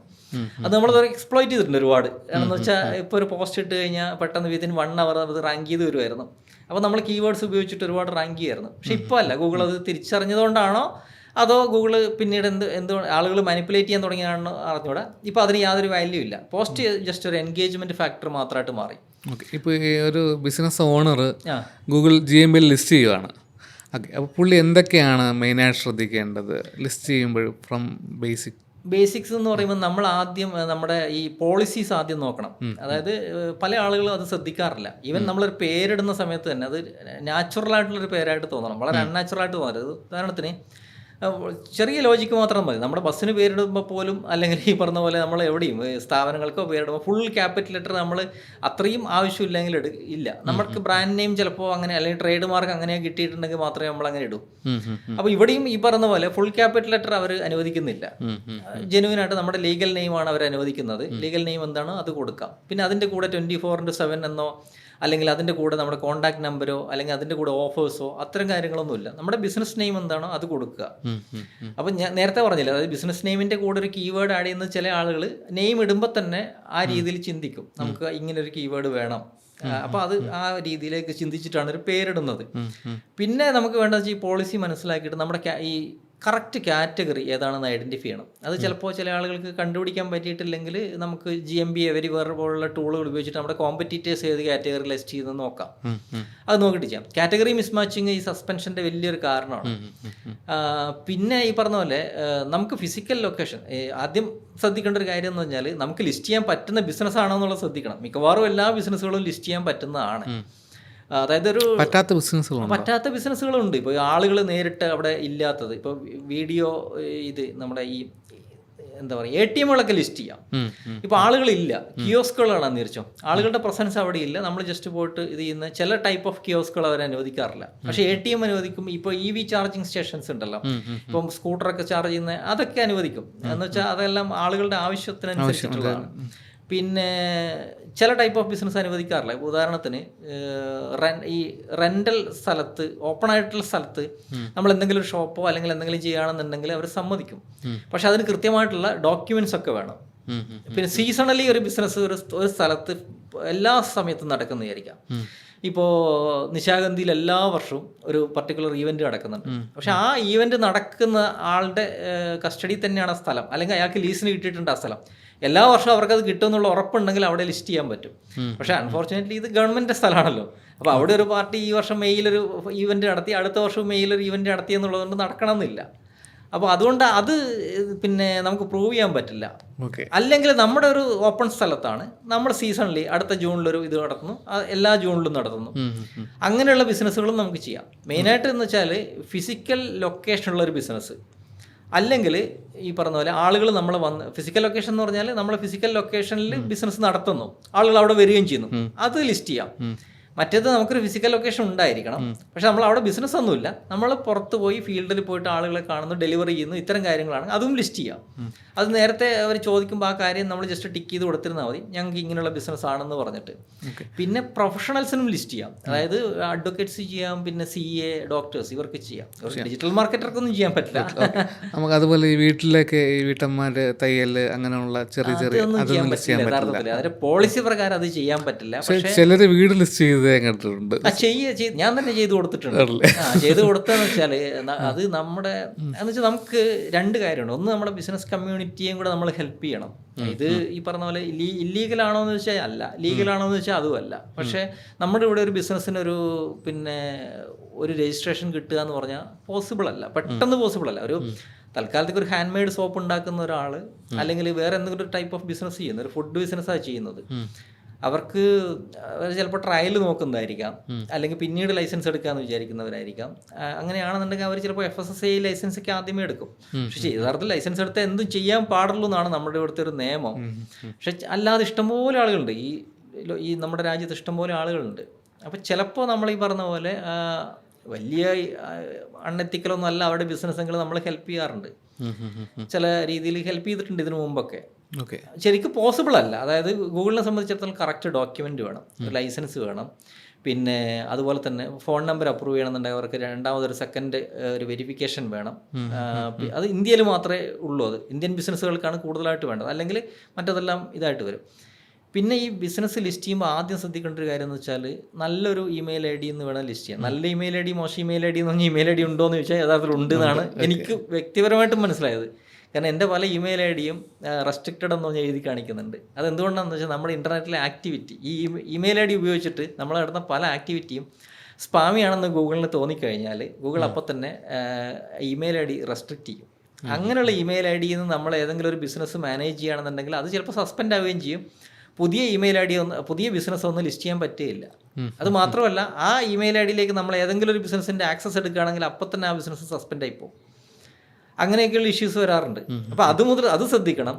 നേരത്തെ ഏതെങ്കിലും ബിസിനസ്സിന് ഉപയോഗിച്ചിരിക്കുന്ന ഫോൺ നമ്പർ ആണോ എന്ന് ജസ്റ്റ് ഒന്ന് ചെക്ക് ചെയ്ത് നോക്കുന്നത് നല്ലതാണ്. കാരണം നേരത്തെ സസ്പെൻഡ് ആയി പോയ ബിസിനസ്സുകളിൽ ഉപയോഗിച്ച ഫോൺ നമ്പർ കുറേ കാലം പിന്നെ അവർ ഉപയോഗിച്ചിട്ടില്ല. ഉപയോഗിക്കാത്ത സമയത്ത് അത് ഓട്ടോമാറ്റിക്കലി എന്ത് ചെയ്യും, ആ ബിസിനസ് അവർ റിമൂവ് ചെയ്തിട്ടുണ്ടാവും ചിലപ്പോൾ. പക്ഷെ എന്നാലും ഗൂഗിളിൻ്റെ ഇതിനകത്ത് ചിലപ്പോൾ ഇത് നേരത്തെ ഉപയോഗിച്ച ബിസിനസ്സായിട്ട് കിടക്കുന്നുണ്ടാവും, അല്ലെങ്കിൽ ഏതെങ്കിലും സൈറ്റേഷൻസിൽ കിടക്കും. അതായത് തേർഡ് പാർട്ടി വെബ്സൈറ്റുകളുണ്ടല്ലോ, പിന്നെ അതിന് പറയുന്നത് ഈ പറഞ്ഞ പോലെ ഇൻഫർമേഷൻ അഗ്രിഗേറ്റേഴ്സ് എന്ന് പറയാം, അത്തരം വെബ്സൈറ്റുകളിൽ കിടക്കും. അവിടെ കിടക്കുമ്പോഴും ഇത് ഒരു പർട്ടിക്കുലർ ബിസിനസ്സിൻ്റെ നമ്പർ ആണെന്ന് അവിടെ കാണിക്കുമ്പോൾ നമ്മൾ ഈ നമ്പർ കൊടുത്തായിരിക്കും ഒരു പക്ഷേ ലിസ്റ്റ് ചെയ്യാൻ ശ്രമിക്കുന്നത്. ആ സമയത്ത് ഓട്ടോമാറ്റിക്കലി സസ്പെൻഷനിലേക്ക് പോകും, കാരണം ഡ്യൂപ്ലിക്കേറ്റ് ആണെന്ന് തോന്നിയിട്ട്. അപ്പോൾ ഇതെല്ലാം അവരുടെ കണ്ടന്റ് പോളിസി വയലേഷനാണ്. അതായത് ഡ്യൂപ്ലിക്കേറ്റ് കണ്ടന്റ് ഉപയോഗിക്കുക, പിന്നെ പേരിൽ മാനിപ്പുലേഷൻ ചെയ്യുക, പ്രോപ്പറായിട്ട് കാറ്റഗറി കൊടുക്കാതിരിക്കുക, ഇതെല്ലാം കണ്ടന്റ് പോളിസി വയലേഷനാണ്. അപ്പോൾ ഇതെല്ലാം പ്രോപ്പറായിട്ട് നോക്കി നല്ല ഇമെയിൽ ID എന്ന് പറയുമ്പോൾ നമ്മൾ അധികം മാനിപ്പുലേഷൻസ് ചെയ്യാത്ത, എന്നാൽ ഇന്നലെ എടുത്തൊരു ഇമെയിൽ ID നിന്ന് ഇന്ന് ലിസ്റ്റ് ചെയ്യാന്ന് പറഞ്ഞാൽ ട്രസ്റ്റ് ഇഷ്യൂസ് ഉണ്ടാവും. ലിസ്റ്റ് ചെയ്യാൻ വേണ്ടി മാത്രം എടുത്താണെന്ന് തോന്നരുത്. കുറച്ച് കാലം നമ്മൾ ഉപയോഗിച്ച് വരുന്നൊരു ഇമെയിൽ ID ആണെന്നുണ്ടെങ്കിൽ പെട്ടെന്ന് നടക്കും. പിന്നെ ഗൂഗിൾ തന്നെ പറയുന്നൊരു കാര്യമുണ്ട്, അതായത് ഗൂഗിളിൻ്റെ പ്രൊഡക്റ്റ് വെരിഫൈഡ് ആയിട്ടുള്ള ചില പ്രൊഡക്റ്റ് ഉണ്ട്. ഇപ്പോൾ സെർച്ച് കൺസോള്, അനാലിറ്റിക്സ്, ഇത്തരം കാര്യങ്ങളൊക്കെ ആയിട്ട് കണക്ട് ചെയ്തൊരു വെബ്സൈറ്റ്, അതിൻ്റെ ഒരു ഡൊമൈൻ ഇമെയിലും ഒക്കെ നമുക്ക് ഉണ്ടെങ്കിൽ കുറച്ചുകൂടെ ഈസിയാണ് വെരിഫിക്കേഷൻ. അത് അവരുടെ ഡോക്യുമെൻറ്റ്സ് തന്നെ അവർ പറയുന്നുണ്ട് ഇത്തരം കാര്യങ്ങൾ. കാരണം അവരുടെ പ്രോഡക്റ്റിനെ അവർ ട്രസ്റ്റ് ചെയ്യുന്നുണ്ട്. അപ്പോൾ അതുകൊണ്ട് നമ്മൾ ഗൂഗിൾ അനാലിറ്റിക്സ് കണക്ട് ചെയ്തൊരു വെബ്സൈറ്റ് നമുക്കുണ്ട്, സെർച്ച് കൺസോളിൽ വെരിഫൈ ചെയ്തിട്ടുണ്ട്. പിന്നെ നമുക്കൊരു ഡൊമൈൻ ഇമെയിലൊക്കെ ഉണ്ടെങ്കിൽ അവർ ഡൊമൈൻ ഇമെയിൽ വഴി വെരിഫിക്കേഷൻ തരും. ആ സമയത്ത് ചിലപ്പോൾ നമുക്ക് വീഡിയോ വെരിഫിക്കേഷനൊക്കെ ബൈപ്പാസ് ചെയ്യാൻ പറ്റും. എപ്പോഴും ഇല്ല, ചില ഏരിയ അവർ റെസ്ട്രിക്റ്റ് ചെയ്തേക്കും. ഒരുപാട് മാനിപ്പുലേഷൻസ് ഒക്കെ നടക്കുന്ന ഏരിയ ഉണ്ട്, അവിടെ ഈ പറഞ്ഞ പോലെ ചിലപ്പോൾ സ്ട്രിക്റ്റ് ആയിട്ട് വീഡിയോ വെരിഫിക്കേഷൻ തന്നെ വേണ്ടി വരും, ഒന്നും ചെയ്യാൻ പറ്റില്ല. അങ്ങനെയൊക്കെ ഇതൊന്നും ഗൂഗിൾ പറയുന്നില്ലെങ്കിലും നമ്മൾ ഫേസ് ചെയ്ത കുറേ ഇഷ്യൂസാണ് ഇതൊക്കെ. ഓക്കെ. അപ്പോൾ ഈ സ്റ്റാർട്ടപ്പ് ചിലപ്പോൾ ഇനിഷ്യൽ ഫണ്ടിങ് ഇല്ലാത്ത ടൈമിൽ ഈ ലോക്കൽ GMB കൂടെ തന്നെ നമുക്ക് ലീഡ്സ് കിട്ടും. അപ്പോൾ ജസ്റ്റ് ഇത് ലിസ്റ്റ് ചെയ്ത് കഴിഞ്ഞിട്ട് റാങ്കിങ് റാങ്കിങ് ചെയ്യാൻ വേണ്ടിയിട്ട് എന്തൊക്കെയാണ് ചെയ്യാൻ പറ്റുക? റാങ്ക് ചെയ്യാൻ വേണ്ടി ബേസിക്കലി നമ്മൾ പറയുന്നത് തന്നെ ഒപ്റ്റിമൈസേഷൻ തന്നെയാണ് പറയുന്നത് ബേസിക്കലി. ഇപ്പോൾ ശരിക്കും പറഞ്ഞാൽ അതിന് റെലവൻസ് കൂടുതലാണ് GMBക്ക്. ഇപ്പോൾ ശ്രദ്ധിച്ചാൽ മതി, അതായത് ഗൂഗിളിൻ്റെ ഒരു SERPൻ്റെ ഒരു ഡിസൈൻ വെച്ചിട്ട്, അതിൻ്റെ ഒരു എന്താ പറയുക, ഒരു ഇത് വെച്ചിട്ട് ലോക്കൽ ബിസിനസ്സിന് അല്ലെങ്കിൽ ലോക്കൽ ബിസിനസ്സിൽ വരുന്ന പിന്നെ ബിസിനസ്സുകൾക്ക് റിസൾട്ട് കൂടുതൽ കിട്ടും. അതെ, കാരണം എന്ന് വെച്ചാൽ അതങ്ങനെയാണ് ഇപ്പോൾ SERP ഇപ്പോൾ അപ്പിയർ ചെയ്യുന്നത്. കാരണം എന്ന് വെച്ചാൽ ആദ്യം AI ഓവർവ്യൂ, അത് കഴിഞ്ഞിട്ട് ലോക്കൽ ബിസിനസ് അല്ലെങ്കിൽ ലോക്കൽ ബിസിനസ്, തൊട്ട് താഴെ പീപ്പിൾ ഓൾസോ ആസ്ക്, അത് കഴിഞ്ഞിട്ട് ചിലപ്പോൾ കോറയോ റെഡിറ്റോ ഏതെങ്കിലും റാങ്ക് ചെയ്യുന്നുണ്ടാവും. ഇതും കഴിഞ്ഞിട്ട് നമ്മുടെ ഓർഗാനിക് റിസൾട്ട് വരുന്നുള്ളൂ. ആടും കഴിഞ്ഞിട്ട് ചിലപ്പോൾ ആടും ഉണ്ടാവും. ഈ ആടും കഴിഞ്ഞിട്ട് ഓർഗാനിക് റിസൾട്ട് വരുന്നുള്ളൂ. അപ്പോൾ അത്രയും താഴെ പോകുന്നതിനേക്കാളും നല്ലത് ഈ പറഞ്ഞ ഈ 3 പാക്ക് എന്ന് പറയുന്നത് ഏറ്റവും മുകളിൽ നമുക്ക് കിട്ടുന്നുണ്ട്. അപ്പോൾ അവിടെ വരുന്നതിൻ്റെ ഇമ്പോർട്ടൻസ് ഇപ്പോൾ കൂടുതലാണ്. ഇനി എങ്ങനെയാണ് അതിനകത്തേക്ക് റാങ്ക് ചെയ്യാന്ന് വെച്ചാൽ ഈ പറഞ്ഞ പോലെ ഒപ്റ്റിമൈസേഷൻ തന്നെ. നമ്മൾ ആദ്യം ചെയ്യേണ്ട പ്രൊഫൈൽ സ്ട്രെങ്ത് ഇവർ പറയുന്നുണ്ട്. നല്ല പ്രൊഫൈൽ സ്ട്രെങ്ത് ഉള്ളൊരു GMB ആണെന്നുണ്ടെങ്കിൽ അത് റാങ്കിങ് ഫാക്ടറാണ്. അപ്പോൾ പ്രൊഫൈൽ സ്ട്രെങ്ത് വരുന്നത് എങ്ങനെയാണെന്ന് വെച്ച് കഴിഞ്ഞാൽ അവർ പറയുന്ന എല്ലാ ഇൻഫർമേഷനും ഫില്ല് ചെയ്യുക എന്നുള്ളത് തന്നെയാണ്. പേര്, ഫോൺ നമ്പർ, അഡ്രസ്സ്, പിന്നെ നിയർ ബൈ ലൊക്കേഷൻ ഉണ്ടെങ്കിൽ അത് കൊടുക്കുക. അതെല്ലാം അവർക്ക് ഇമ്പോർട്ടൻ്റ് ആണ്, നിയർ ബൈ ഏതാണ് എന്നുള്ളത്. പിന്നെ ഈ പറഞ്ഞ പോലെ ഏത് കാറ്റഗറിയാണ് എന്നുള്ളത്, അത് അഡീഷണൽ കാറ്റഗറി കൊടുക്കാം. സർവീസ് ഒപ്റ്റിമൈസ് ചെയ്യാം. പിന്നെ വർക്കിംഗ് അവേഴ്സ്, ആട്രിബ്യൂട്ട്സ്, ഇതെല്ലാം അതിനകത്ത് എന്തൊക്കെ ചോദിക്കുന്നുണ്ടോ അതെല്ലാം കൊടുക്കാം. കാരണം നമ്മൾ എത്രത്തോളം ഇൻഫർമേഷൻ കൊടുക്കുന്നു അത്രത്തോളം അവർക്ക് നല്ലതാണ്. പിന്നെ മാക്സിമം ഈ പറയുന്ന പോലെ റിവ്യൂസ് കളക്ട് ചെയ്യാം. പിന്നെ ഇതിൻ്റെ ഒരു റാങ്കിങ് വർക്ക് ചെയ്യുന്ന ഒരു 3 ഫാക്ടേഴ്സ് വെച്ചിട്ടാണ്: പ്രോക്സിമിറ്റി, പ്രോമിനൻസ്, റെലവൻസ് ആണ് ഏറ്റവും മെയിൻ ആയിട്ടുള്ളത്. റെലവൻസും പ്രോക്സിമിറ്റി, പ്രോമിനൻസും, ഇത് 3 ഇമ്പോർട്ടൻ്റ് ആണ്. അതിൽ ഒരു സെർച്ച് നടക്കുമ്പോൾ എന്താ സംഭവിക്കുന്നത് വെച്ചാൽ, ഒരാൾ സെർച്ച് ചെയ്യുമ്പോൾ അയാൾക്ക് ഏറ്റവും അടുത്തുള്ള ഒരു റിസൾട്ടാണ് കാണിച്ചു കൊടുക്കുക. പക്ഷെ ആ റിസൾട്ട് അയാൾക്ക് റെലവൻറ്റും കൂടി ആയിരിക്കണം. കാരണം ഞാനിപ്പോൾ ബെസ്റ്റ് ഈ റെസ്റ്റോറൻറ്റും സെർച്ച് ചെയ്യുമ്പോൾ എനിക്ക് തൊട്ടടുത്തൊരു റെസ്റ്റോറൻറ്റ് ഉണ്ട്, അത് ബെസ്റ്റ് ആണെങ്കിൽ എനിക്ക് പിന്നെ റെലവൻ്റ് ആയിട്ട് മാറും, എങ്കിലേ അവർക്ക് സജസ്റ്റ് ചെയ്യാൻ പറ്റും. അപ്പോൾ അത് ബെസ്റ്റ് ആണെന്നുണ്ടെങ്കിൽ അവർ നോക്കുന്നത് റിവ്യൂ കൗണ്ടുകളാണ്. ഓവറോൾ റേറ്റിംഗ് നോക്കും, അതിൽ തന്നെ എത്രത്തോളം പോസിറ്റീവ് റിവ്യൂസ് ഉണ്ടെന്ന് നോക്കും, അതിൽ എത്രത്തോളം റീസെൻ്റ് ആയിട്ട് വന്ന പോസിറ്റീവ് റിവ്യൂസ് ഉണ്ടെന്ന് നോക്കും. 2 വർഷം മുന്നേ വന്നിരിക്കുന്ന പോസിറ്റീവ് റിവ്യൂസ്, ഈ വർഷം പോകുന്ന പോസിറ്റീവ് റിവ്യൂസും അവർ നോക്കും. അപ്പോൾ ഒരു ബിസിനസ്സിന് ഒരു 4 വർഷം മുമ്പേ കുറേ റിവ്യൂസ് ഉണ്ട്, കഴിഞ്ഞ 1 വർഷം റിവ്യൂസ് ഒന്നും ഇല്ല. അങ്ങനെയാണെന്നുണ്ടെങ്കിൽ അത് ഈ പറഞ്ഞ പോലെ ഈ വർഷം കൂടുതൽ റിവ്യൂ ഇരിക്കുന്ന ബിസിനസ് ആയിരിക്കും.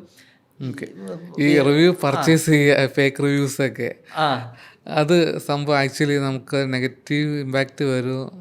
റിവ്യൂ പർച്ചേസ് ചെയ്യുന്നത് നെഗറ്റീവ് ഇമ്പാക്റ്റ് തന്നെയാണ്, നമ്മളെപ്പോഴും അത് തന്നെ പറയുന്നത്. പക്ഷേ ഇൻഡസ്ട്രിയിൽ ഇത് പർച്ചേസ് ചെയ്യുന്ന ഇഷ്ടംപോലെ ആളുകളുണ്ട്, ഇഷ്ടംപോലെ ഉണ്ട്, നമുക്ക് ഇല്ലയെന്ന് പറയാൻ പറ്റില്ല. കാരണം എന്ന് വെച്ചാൽ നമുക്ക് ചുറ്റും ഈ പറഞ്ഞ പോലെ ഇപ്പോൾ എന്നെ തന്നെ നിരന്തരമായിട്ട് കോൺടാക്ട് ചെയ്യുന്ന റിവ്യൂ പ്രൊവൈഡേഴ്സ് ഉണ്ട്. അപ്പോൾ നമ്മൾ അവരോട് പറയാറുണ്ട്, ഇപ്പോൾ ഉള്ള ബിസിനസ്സുകളൊന്നും അങ്ങനെ ചെയ്യില്ല. ബിസിനസ്സുകാർ നമ്മളോട് പറയാറുണ്ടെന്ന് വാങ്ങിച്ചു തരുമെന്ന്. അപ്പോൾ നമ്മൾ അവരോട് പറയും, റിവ്യൂ വാങ്ങുന്നത് അവരുടെ പോളിസിക്ക് എതിരാണ്, കണ്ടന്റ് പോളിസിക്ക് എതിരാണ്, അതുപോലെ സ്പാം ആക്ടിവിറ്റിയാണ്. പക്ഷെ വാങ്ങുന്നവരുണ്ട്. എന്ന് വെച്ചാൽ ഇതെല്ലാം ഒരു ഒരു അൽഗോരിതമാണ്. ഈ അൽഗോരിതത്തിനെ മാനിപ്പുലേറ്റ് ചെയ്യാൻ പഠിച്ചവർക്ക് ശരിക്കും പറഞ്ഞാൽ അത് പോസിബിളാണ്. ഒരു റിയൽ ആൾ ഇടുന്ന പോലത്തെ റിവ്യൂസ് ഇടാൻ പറ്റും. പക്ഷേ ഇവർക്ക് ഒരു ഇതുണ്ട് കേട്ടോ, ഒരു സ്പാം ഫിൽട്ടർ സംവിധാനമുണ്ട്. പാറ്റേൺസ് നോക്കിയിട്ട്, പിന്നെ ഈ ഇടുന്ന ആളുകളുടെ ലൊക്കേഷൻ നോക്കിയിട്ട്, എല്ലാം നോക്കിയിട്ട് ഇത് പിന്നെ മാനിപ്പുലേറ്റഡ് ആണോ ഒറിജിനലാണോ എന്ന് കണ്ടുപിടിക്കാൻ പറ്റും. അതായത് ഫേക്കായിട്ട് ഇടുന്ന റിവ്യൂ ആണോ അല്ലേ എന്നൊക്കെ അവർ കൃത്യമായിട്ട് കണ്ടുപിടിക്കാൻ പറ്റും. പക്ഷേ ഇതിനെയും ബൈപ്പാസ് ചെയ്തിട്ട് ചെയ്യുന്നവരുണ്ട് ചില സമയത്തെന്ന് പറഞ്ഞാൽ. അത് ഇതിൻ്റെ ഒരു അൽഗോരിതത്തിൻ്റെ കണ്ണിൽ പെടാതെ ചില സമയത്ത് ഇങ്ങനെ ഇട്ട് പോകുന്നു. പക്ഷേ ഇത് പിടിക്കും. ഒരു ഘട്ടത്തിൽ ഈ പറഞ്ഞ പോലെ ഏതെങ്കിലും സമയത്ത് ഒരു പ്രൊഫൈൽ സസ്പെക്ട് ലിസ്റ്റിൽ വന്നു കഴിഞ്ഞാൽ ആ സമയത്ത് നോക്കുമ്പോൾ മൊത്തം പാറ്റേൺ നോക്കുമ്പോൾ പോകുന്നതാണ്. അന്നേരം ആയിരിക്കില്ല പിടിക്കുന്നത്, ചിലപ്പോൾ 1 വർഷം കഴിഞ്ഞിട്ടായിരിക്കാം, ചിലപ്പോൾ 2 വർഷം കഴിഞ്ഞിട്ടായിരിക്കാം. അങ്ങനെയാണ്. എനിക്കറിയാവുന്ന കുറച്ച് ജ്വല്ലേഴ്സ് ഉണ്ട്, ഞാൻ പേര് പറയുന്നില്ല. അവർ 7000, 8000 ഒക്കെ റിവ്യൂ വാങ്ങിച്ചവരുണ്ട്. ഇപ്പോൾ നോക്കിയാൽ അവർ എറണാകുളത്തുണ്ട്, തിരുവനന്തപുരത്തൊക്കെ ഉണ്ട്. 0 ആണ് ഇപ്പോൾ, അല്ലെങ്കിൽ 60-70 റിവ്യൂസൊക്കെ ഉള്ളൂ. ആ പോയ 7000 റിവ്യൂ ഒക്കെ പോയി. ഇതൊക്കെ ഒറ്റ ദിവസം കൊണ്ട് 1000 റിവ്യൂ ഒക്കെ വാങ്ങിച്ചവരാണ്. പക്ഷെ ചിലർ മനഃപൂർവ്വം ഈ പറഞ്ഞ പോലെ ഒരു ദിവസം 2, അതായത് വെലോസിറ്റി, ഇവർക്കൊരു കണക്കുണ്ട്. അതായത് ഒരു 1000 പേരൊക്കെ വരുമ്പോൾ ഒരു 4% ഇങ്ങനെയൊക്കെയാണ് ഇവരുടെ ഒരു കണക്ക് വരുന്നത്. ഒരു 4% ആളുകൾ റിവ്യൂ ഇട്ടേക്കാം, 5% ഇട്ടേക്കാം. അപ്പോൾ ഈ ഒരു ബിസിനസ്സിൽ വരുന്ന 100 പേര് വന്നാൽ 100 പേരും റിവ്യൂ ഇടില്ല എന്ന് ഗൂഗിളിന് അറിയാം, നമുക്കും അറിയാം, എല്ലാം അറിയാം. അപ്പോൾ ഇവർ അതിനൊരു ബെഞ്ച് മാർക്ക് വെച്ചിട്ടുണ്ട്. ആ ബെഞ്ച് മാർക്കിൻ്റെ ഇപ്പോൾ എനിക്ക് തോന്നുന്നു ലാസ്റ്റ് നടന്ന സർവേയിൽ ഒരു 2023 ഏറ്റവും ഈ ലോക്കൽ സർവേ നടന്നത്. അതിൽ ഈ ഒരു തേർഡ് പാർട്ടിയാണ് നടത്തിയത്. അവരും പറയുന്നുണ്ട്, ആ ഒരു കണക്ക് പറയുന്നുണ്ട്, ഒരു 4%. പക്ഷേ ഈ കോവിഡിന് ശേഷം ഉണ്ടല്ലോ, ഈ 2024 ശേഷം ഈ റിവ്യൂവിൽ ഭയങ്കര ഇത് വർധന വന്നിട്ടുണ്ട്. കാരണം ബിസിനസ്സുകളെല്ലാം ഓൺലൈൻ ആയതിനു ശേഷം ഈ റിവ്യൂ ഇമ്പോർട്ടൻ്റ് ആണെന്ന് മനസ്സിലാക്കിയതിന് ശേഷം എല്ലാവരും ഈ പറഞ്ഞ പോലെ ആളുകളെ ഇത് ചെയ്യുന്നുണ്ട്, എഡ്യൂക്കേറ്റ് ചെയ്യുന്നുണ്ട് റിവ്യൂ ഇടാൻ വേണ്ടിയിട്ട്. ക്ലയൻസ് ആണെന്നുണ്ടെങ്കിൽ അവർ QR കോഡ് വെച്ചിട്ടും പിന്നെ മറ്റ് പല ഇത് വെച്ചിട്ടും ക്ലയൻസ് ഇവർ കസ്റ്റമേഴ്സിനോട് പറയും ഇങ്ങനെ റിവ്യൂ ഇടണം. അപ്പോൾ അവർ അറിയില്ല എന്ന് പറഞ്ഞാൽ പോലും അവർ ഷോർട്ട് വീഡിയോ അയച്ചു കൊടുക്കുമോ, അല്ലെങ്കിൽ ഇങ്ങനെ അവരുടെ മുന്നിൽ നിന്ന് തന്നെ എടുത്ത് ഇത് റിവ്യൂ ഇടാൻ പറയുകയോ ഒക്കെ ചെയ്യും. പിന്നെ അതിന് ഓഫേഴ്സ് കൊടുക്കുന്നവരുണ്ട്. ഓഫേഴ്സ് ഒന്നും കൊടുക്കരുതെന്നാണ് യഥാർത്ഥത്തിൽ. പക്ഷേ വേറെ രീതിയിൽ അതിനെ പിന്നെ ഈ പറഞ്ഞ പോലെ ഇത് ചെയ്യാം, ഇൻസെൻറ്റീവ്സ് ഒക്കെ കൊടുക്കാം വേറെ രീതിയിൽ, ഈ രീതിയിൽ കൊടുക്കരുത്. അപ്പോൾ അങ്ങനെ ചെയ്യാം. ഇനി ഇതൊക്കെ നമുക്ക് അറിയാമെങ്കിലുണ്ടല്ലോ, ശരിക്കും പറഞ്ഞാൽ നമ്മൾക്ക് ഒരു കോമ്പറ്റീറ്റർ ഉണ്ട്, ആ കോമ്പറ്റീറ്റർ സ്ഥിരമായിട്ട് ഫേക്ക് റിവ്യൂ ഇടുന്നുണ്ട് എന്ന് നമ്മൾ മനസ്സിലാക്കി നമുക്ക് ഗൂഗിളിൽ റിപ്പോർട്ട് ചെയ്യാം. റിപ്പോർട്ട് ചെയ്യാനുള്ള ഓപ്ഷൻ ഉണ്ട്, ഗൂഗിൾ തന്നെ തന്നിട്ടുണ്ട്. ഇന്ന ബിസിനസ് സ്ഥിരമായിട്ട് ഫേക്ക് റിവ്യൂ ഇടുന്നു എന്ന് പറഞ്ഞാൽ അവർ അത് അന്വേഷിക്കും. ഇത് സാധാരണക്കാർക്ക് അറിയാത്തതുകൊണ്ട് അവരെന്ത് ചെയ്യുന്ന വെച്ചാൽ നമ്മുടെ ഒരു കോമ്പറ്റീറ്റർ ഫേക്ക് റിവ്യൂ ഇടുന്നുണ്ട്, നമ്മളും ഇടണം എന്നുള്ള രീതിയിലേക്ക് അവർ ചിന്തിക്കും. പക്ഷേ യഥാർത്ഥത്തിൽ നമുക്കത് റിപ്പോർട്ട് ചെയ്തിട്ട് അവരുടെ ഫേക്ക് റിവ്യൂ ഫേക്ക് ആണെന്ന് പ്രൂവ് ചെയ്ത് കഴിഞ്ഞാൽ അതെല്ലാം എടുത്ത് കളയും. അങ്ങനെയുണ്ട്. ഇപ്പോൾ ഈ GMBയുടെയൊക്കെ ഇമ്പോർട്ടൻസ് മനസ്സിലാക്കിയിട്ട് പണ്ടെങ്ങോ ലിസ്റ്റ് ചെയ്ത മാപ്പുകളുണ്ടാവും. അപ്പോൾ ഇതിൻ്റെ ഇമ്പോർട്ടൻസ് മനസ്സിലാക്കിയിട്ട് ഇത് തിരിച്ചു പിടിക്കാൻ വേണ്ടിയിട്ട് ബിസിനസ് ഓണേഴ്സ് നോക്കുമ്പോൾ ഇത് ചിലപ്പോൾ വേറെ മെയിൽ ഐ ഡിയിലായിരിക്കും. പണ്ട് ആ മെയിൽ ഐ ഡി ഓർമ്മ പോലും ഉണ്ടാവില്ല, ചിലപ്പോൾ പാസ്വേഡ് മറന്നു വിട്ടുണ്ടാവും. അങ്ങനെ വരുന്ന റീസണുകളിൽ നമുക്ക് ആ ബിസിനസ് ഓൺഡ് മൈ മീ എന്ന് പറഞ്ഞിട്ട് അങ്ങനെ ഒരു ഓപ്ഷൻ ഉണ്ട്, ക്ലിക്ക് ചെയ്ത് റിക്വസ്റ്റ് ചെയ്ത് എടുക്കാൻ പറ്റും. പക്ഷെ അതിനെ മാനിപ്പുലേറ്റ് ചെയ്യുന്ന ആൾക്കാരുണ്ട്, ഇഷ്ടം പോലെ പേരുണ്ട്. അതായത് അതിനെങ്ങനെ നമുക്ക് അത് പക്ഷേ നമുക്ക് ഗൂഗിൾ തന്നെ നമ്മളത് പ്രൊട്ടക്റ്റ് ചെയ്യുന്നുണ്ട്, ഒരു പരിധിവരെ നമുക്ക് അവർ ഹെൽപ്പ് ചെയ്യുന്നുണ്ട്. അതായത് പൊതുവെ ഈ നോർത്തിലൊക്കെ ഉള്ള ആളുകളിലാണ് ഞാൻ കൂടുതൽ കണ്ടിട്ടുള്ളത്. ഇവിടെ ഉണ്ട് കേട്ടോ, ഇല്ലെന്ന് പറയുന്നില്ല. ചില ബിസിനസ് ഓണേഴ്സ് ഈ മെയിൽ വരുന്ന ശ്രദ്ധിക്കാറില്ല. ടാക്സി സർവീസും അങ്ങനെയൊക്കെയുള്ള ആളുകൾ, കൊറിയർ സർവീസ്, ഇവരൊക്കെ എന്ത് ചെയ്യുന്ന വെച്ച് കഴിഞ്ഞാൽ എവിടെയെങ്കിലുമൊക്കെ പൂട്ടിപ്പോയ ടാക്സി സർവീസൊക്കെ ഉണ്ടാവും. അവരൊന്നും ഇപ്പോൾ വർക്ക് ചെയ്യുന്നുണ്ടാവില്ല. ഇപ്പോൾ കൂടുതലാണ്. ഇപ്പോൾ കോവിഡിന് മുന്നേ ഒക്കെ പൂട്ടിപ്പോയ ഉണ്ടായിരുന്ന ബിസിനസ്സുകൾ ഇപ്പോൾ പൂട്ടിപ്പോയതുണ്ട്. ടെമ്പറലി ക്ലോസ്ഡ് ആയതൊക്കെ ഇവർ ഓൺ ചെയ്തെടുക്കും. പക്ഷേ ഗൂഗിൾ ഇപ്പോൾ അങ്ങനെ ഓൺ ചെയ്ത് കഴിഞ്ഞാലും ചില സമയത്ത് വെരിഫിക്കേഷൻ ചോദിക്കാറുണ്ട്, വീഡിയോ വെരിഫിക്കേഷൻ. ഇനി അതില്ലാതെ ഇവർക്ക് കിട്ടിയെന്ന് തന്നെ വിചാരിക്കാം. അങ്ങനെയാണെന്നുണ്ടെങ്കിൽ തന്നെ ഒറിജിനൽ ഓണർക്ക് ഒരു തേർഡ് പാർട്ടി കംപ്ലയിൻറ്റ് കൊടുക്കുകയാണെന്നുണ്ടെങ്കിൽ അതിൻ്റെ പ്രൂഫൊക്കെ അവർക്കുണ്ടെങ്കിൽ അവർക്ക് തിരിച്ചു കിട്ടും. അത് അങ്ങനെ പ്രശ്നമില്ല. അതായത് പൂർണ്ണമായിട്ട് അവരുടെ കയ്യിലേക്ക് പോകുന്നൊരു സിറ്റുവേഷൻ വരില്ല. പലപ്പോഴും അറിയാത്തത് കൊണ്ടാണ്, ഇങ്ങനെയുള്ള ഓപ്ഷൻസ് ഒക്കെ ഉണ്ട് എന്ന് അറിയാത്തത് കൊണ്ട് ചിലപ്പോൾ അവർ നേരിട്ട് കോൺടാക്ട് ചെയ്യുമ്പോൾ ഞങ്ങളുടെ കസ്റ്റഡിയിലാണെന്നൊക്കെ പറയും, തരില്ല എന്നൊക്കെ പറയും. പക്ഷേ ഇതൊരു ബിസിനസ് ഓണറുടെ പ്രോപ്പർട്ടിയാണ്, അല്ലെങ്കിൽ അവരുടെ ഇതാണ് എന്ന് കൃത്യമായിട്ട് നമുക്ക് പ്രൂവ് ചെയ്യാൻ പറ്റിക്കഴിഞ്ഞാൽ ഗൂഗിൾ അവർക്ക് തന്നെ തിരിച്ചു കൊടുക്കും. ആ കാര്യത്തിലൊക്കെ അവർ വളരെയധികം എഫേർട്ട് എടുക്കുന്നുണ്ട്. കാരണം അത് ഒറിജിനൽ ഓണറുടെ കയ്യിൽ തന്നെ ഇരിക്കണം എന്നുള്ള കാര്യത്തിൽ അവർ എഫേർട്ട് എടുക്കുന്നുണ്ട്. അതിൻ്റെ ഒരു പ്രധാനപ്പെട്ട ഇതാണ് നമ്മൾ ചിലപ്പോൾ കാണാൻ പറ്റുന്നുണ്ടാവും. ഇപ്പോൾ നമ്മളൊരു പുതിയ യൂസറെ ആഡ് ചെയ്ത് ഉടനെ അയാൾ എന്തെങ്കിലും മാറ്റം വരുത്തി കഴിഞ്ഞാൽ അപ്പോൾ തന്നെ ഗൂഗിൾ ആ പ്രൊഫൈൽ സസ്പെൻഡ് ചെയ്യും. അതിൻ്റെ കാര്യം എന്ന് വെച്ചാൽ, ഒന്ന് നമ്മുടെ കയ്യിൽ നിന്ന് അവരറിയാതെയാണോ ആക്സസ് എടുത്തിരിക്കുന്നത്. അങ്ങനെയാണെന്നുണ്ടെങ്കിൽ അതിൽ മാറ്റം വരുത്തുമ്പോൾ അവർ സസ്പെൻഡ് ചെയ്യും. പിന്നെ ഒരു വെരിഫിക്കേഷൻ ചെയ്താൽ മാത്രമേ നമുക്ക് വീണ്ടും അത് ഉപയോഗിച്ച് തുടങ്ങാൻ പറ്റൂ, ചേഞ്ചസ് വരുത്താൻ പറ്റും. അതുകൊണ്ട് സാധാരണ രീതിയിൽ നമ്മളൊരു ഒരു പുതിയ യൂസറെ ആഡ് ചെയ്ത് കഴിഞ്ഞാൽ ഒരാഴ്ച കഴിഞ്ഞിട്ടേ നമ്മൾ ചെറിയ ചേഞ്ചസ് ഒക്കെ വരുത്തും. അങ്ങനെ ചെയ്യാറുണ്ട്. എന്നുവെച്ചാൽ നമ്മൾ തന്നെ ചെയ്യുന്നതാണെങ്കിൽ, ഇല്ലെങ്കിൽ ഈ പറഞ്ഞ പോലെ അൺവാണ്ടഡ് ആയിട്ട് സസ്പെൻഷൻ വരും. ഓക്കെ മനസ്സിലായി. അപ്പോൾ ഈ GMB മാനേജ് ചെയ്യാനായിട്ട് എടുക്കുന്ന ഡിജിറ്റൽ മാർക്കറ്റേഴ്സും ഇതൊന്ന് ശ്രദ്ധിക്കണം. അതെ, എടുക്കുന്ന ഡിജിറ്റൽ മാർക്കറ്റേഴ്സ് ശ്രദ്ധിക്കണം. പൊതുവെ ഇത് എവിടെയും പഠിപ്പിക്കുന്നില്ലല്ലോ, ഇതെല്ലാം ഒരു എക്സ്പീരിയൻസ് ആണ്. പിന്നെ അത് മാത്രമല്ല, ഇന്നുണ്ടായിരുന്നൊരു സംഭവം എന്ന് വിചാരിക്കുക, അത് നാളെ GMBയുടെ കേസിൽ മാറിയിട്ടുണ്ടാവും. കാരണം ഇത് പൊതുവെ ഇവരുടെ ഒരു ഹെൽപ്പ് ആൻഡ് സപ്പോർട്ട് എന്ന് പറയുന്നത് ഒരു തേർഡ് പാർട്ടി ആളുകളാണ് ഇവരെ ഏൽപ്പിച്ചിരിക്കുന്നത്. അവർക്കൊരു പരിധിവരെ ഇതിനകത്ത് നോളജ് ഉള്ളൂ. ബാക്കിയെല്ലാം നമ്മുടെ പ്രാക്ടിക്കൽ എക്സ്പീരിയൻസ് നമ്മൾ ഉണ്ടാക്കിയെടുക്കുന്നതാണ്. ഇങ്ങനെ സംഭവിച്ചാൽ ഇങ്ങനെ ഹാൻഡിൽ ചെയ്യാം, ഇതൊക്കെ കുറേ ലോജിക്കാണ്. അല്ലാതെ ഇതിനകത്ത് ഗൂഗിൾ പറയുന്ന കുറേ പോളിസീസും കാര്യങ്ങളും നമ്മൾ കൃത്യമായിട്ട് ഇത് ചെയ്യുകയാണെന്നുണ്ടെങ്കിൽ, പിന്നെ അത് വീഡിയോ വെരിഫിക്കേഷനും അവർ ചില സ്റ്റാൻഡർഡൈസേഷൻസ് പറയുന്നുണ്ട്, അതെല്ലാം പാലിച്ചു കഴിഞ്ഞാൽ പോകും. പക്ഷേ ചില സമയത്ത് ഇവരുടെ സിസ്റ്റത്തിന് തന്നെ ചിലപ്പോൾ വേണ്ടത്ര ഡാറ്റ കിട്ടില്ല. വീഡിയോ വെരിഫൈ ചെയ്യുന്ന സമയത്ത് ഇതൊരു ഇന്ന ഇൻസ്റ്റിറ്റ്യൂട്ടാണ് അല്ലെങ്കിൽ ഇന്ന ഒരു സ്ഥാപനമാണ് എന്ന് പറയുന്ന രീതിയിലുള്ള ഒരു ഇൻറ്റീരിയർ ഒരു ഇത് കിട്ടില്ല അവർക്ക്. അപ്പോൾ അവർക്കൊരു കോൺഫ്ലിക്റ്റ് തോന്നും, അപ്പോൾ അവർ ഇത് ചെയ്യില്ല. അപ്പോൾ ആ സമയത്ത് നമ്മൾ ചെയ്യേണ്ടതെന്ന് വെച്ചാൽ മാക്സിമം ഡാറ്റ അവർക്ക് കൊടുക്കുക എന്നുള്ളത്, വിഷ്വൽ ഡാറ്റ. അതായത് ഇപ്പോൾ നമ്മളൊരു കോവർക്കിംഗ് സ്പേസിലാണ് ഇത് ലിസ്റ്റ് ചെയ്യാൻ ശ്രമിക്കുന്നതെങ്കിൽ അത് പറ്റില്ല. അപ്പോൾ നമ്മൾ ഏതെങ്കിലും തരത്തിലൊരു കോവർക്കിംഗ് സ്പേസിനെ മാനിപ്പുലേറ്റ് ചെയ്യാൻ ശ്രമിച്ചു കഴിഞ്ഞാൽ അവർക്ക് ചിലപ്പോൾ തോന്നും ഇതൊരു കോവർക്കിംഗ് സ്പേസ് ആണെന്ന് തോന്നിക്കഴിഞ്ഞാൽ അത് സസ്പെൻഡ് ആയി പോകും. പിന്നെ ഈ പറഞ്ഞ പോലെ എന്താ പറയുക, ഒരു റെസ്റ്റോറൻ്റ് ആണ്, പക്ഷേ അതിനകത്തേക്ക് കയറുമ്പോൾ ഒരു ട്രാവൽ ഏജൻസി പോലെയാണ് തോന്നുന്നത്. അങ്ങനെയാണെന്നുണ്ടെങ്കിലും അതില്ല. പിന്നെ ഇവർ സ്ട്രിക്റ്റ് ആക്കുന്നുണ്ട് കേട്ടോ. അതായത് ഇപ്പോൾ നമ്മൾ വീഡിയോ വെരിഫിക്കേഷൻ നടത്തുന്ന സമയത്ത് സ്ട്രീറ്റ് വ്യൂ, അതായത് ഏത് സ്ട്രീറ്റ് ആണെന്ന് അവർക്ക് കാണിച്ചു കൊടുക്കണം. ഇപ്പോൾ നമ്മളൊരു ഐസൊലേറ്റഡ് ആയിട്ടുള്ളൊരു ഏരിയ ആണ്, അത് നമുക്ക് അമേരിക്കയിലാണെന്നോ ഇന്ത്യയിലാണെന്നോ എങ്ങനെ പ്രൂവ് ചെയ്യാൻ പറ്റും? തൊട്ടടുത്ത് ഏതെങ്കിലും ബോർഡ് ഉണ്ടെങ്കിലല്ലേ പറ്റും.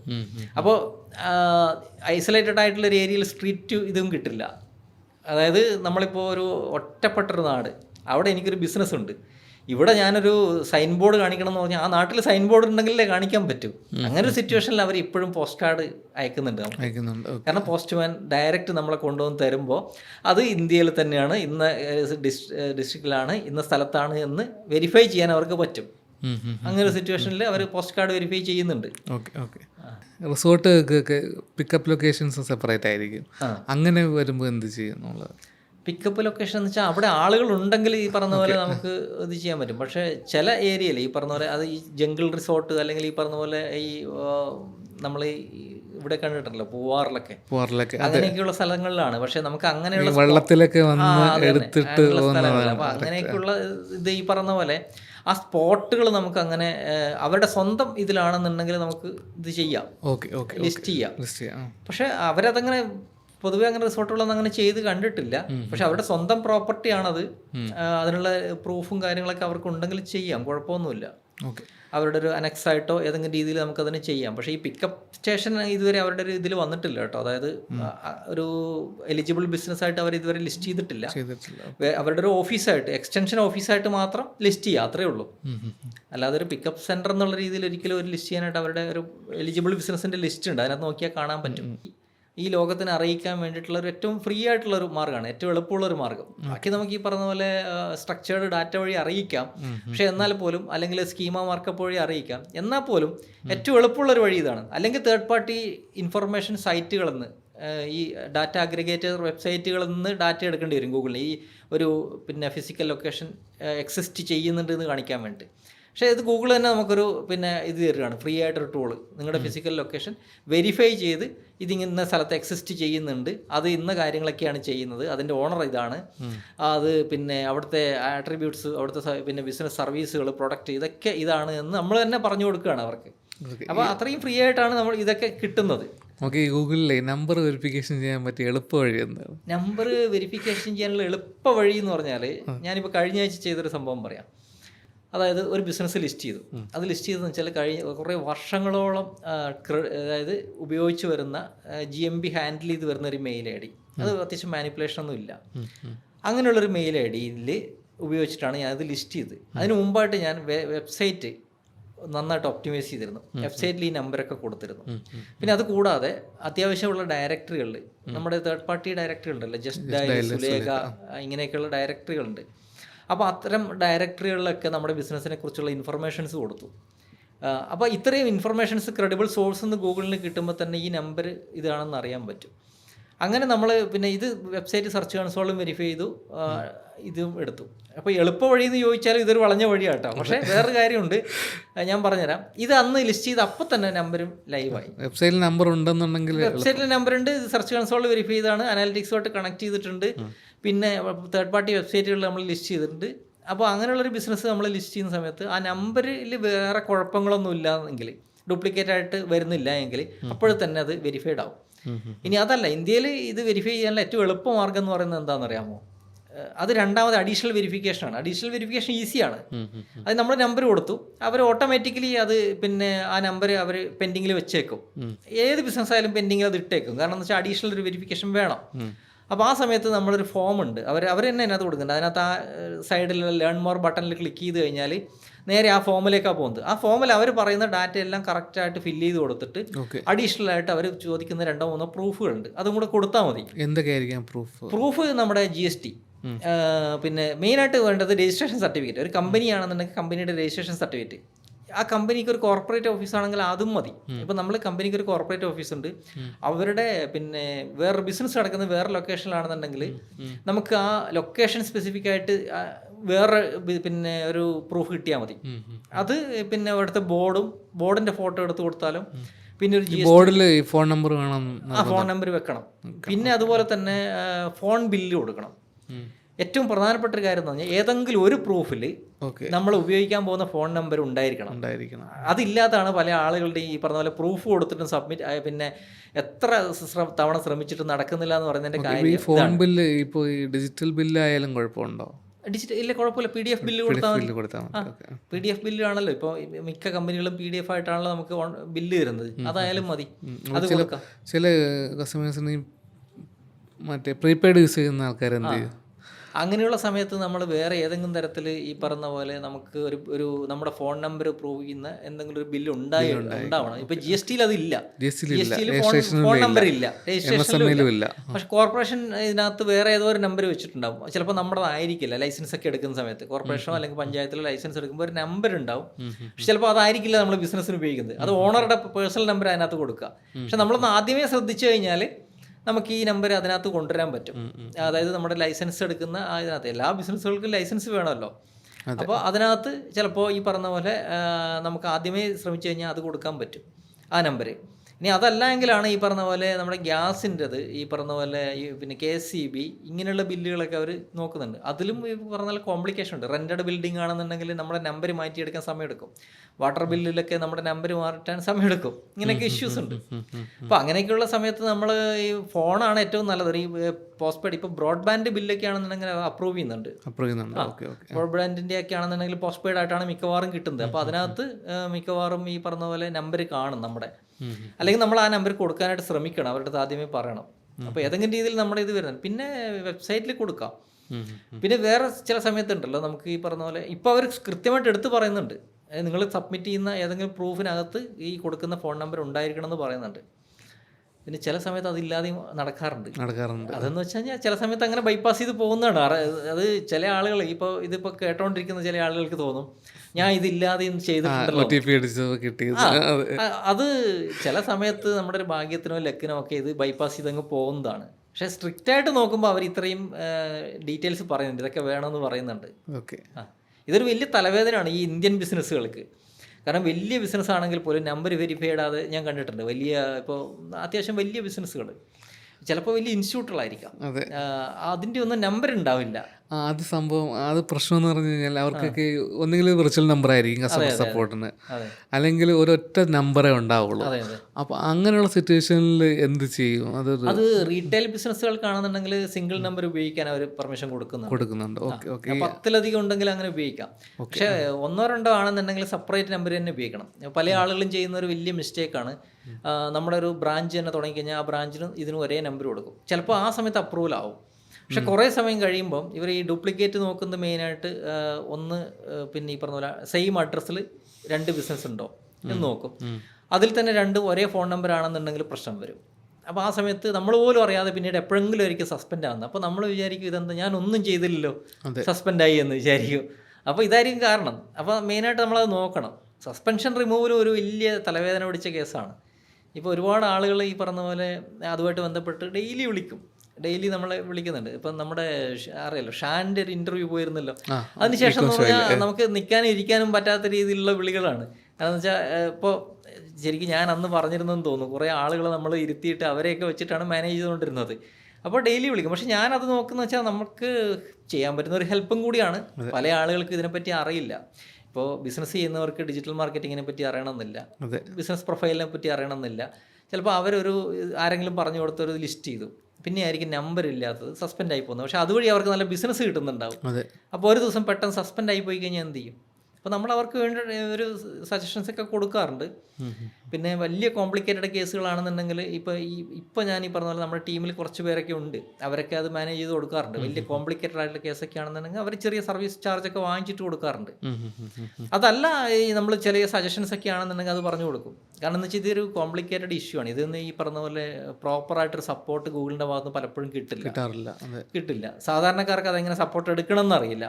അപ്പോൾ നമ്മൾ ചിലപ്പോൾ അതെ തന്നെ പ്രോപ്പർ സപ്പോർട്ട് എടുക്കണം എങ്ങനെയാണെന്ന് അവർക്ക് അറിയില്ല.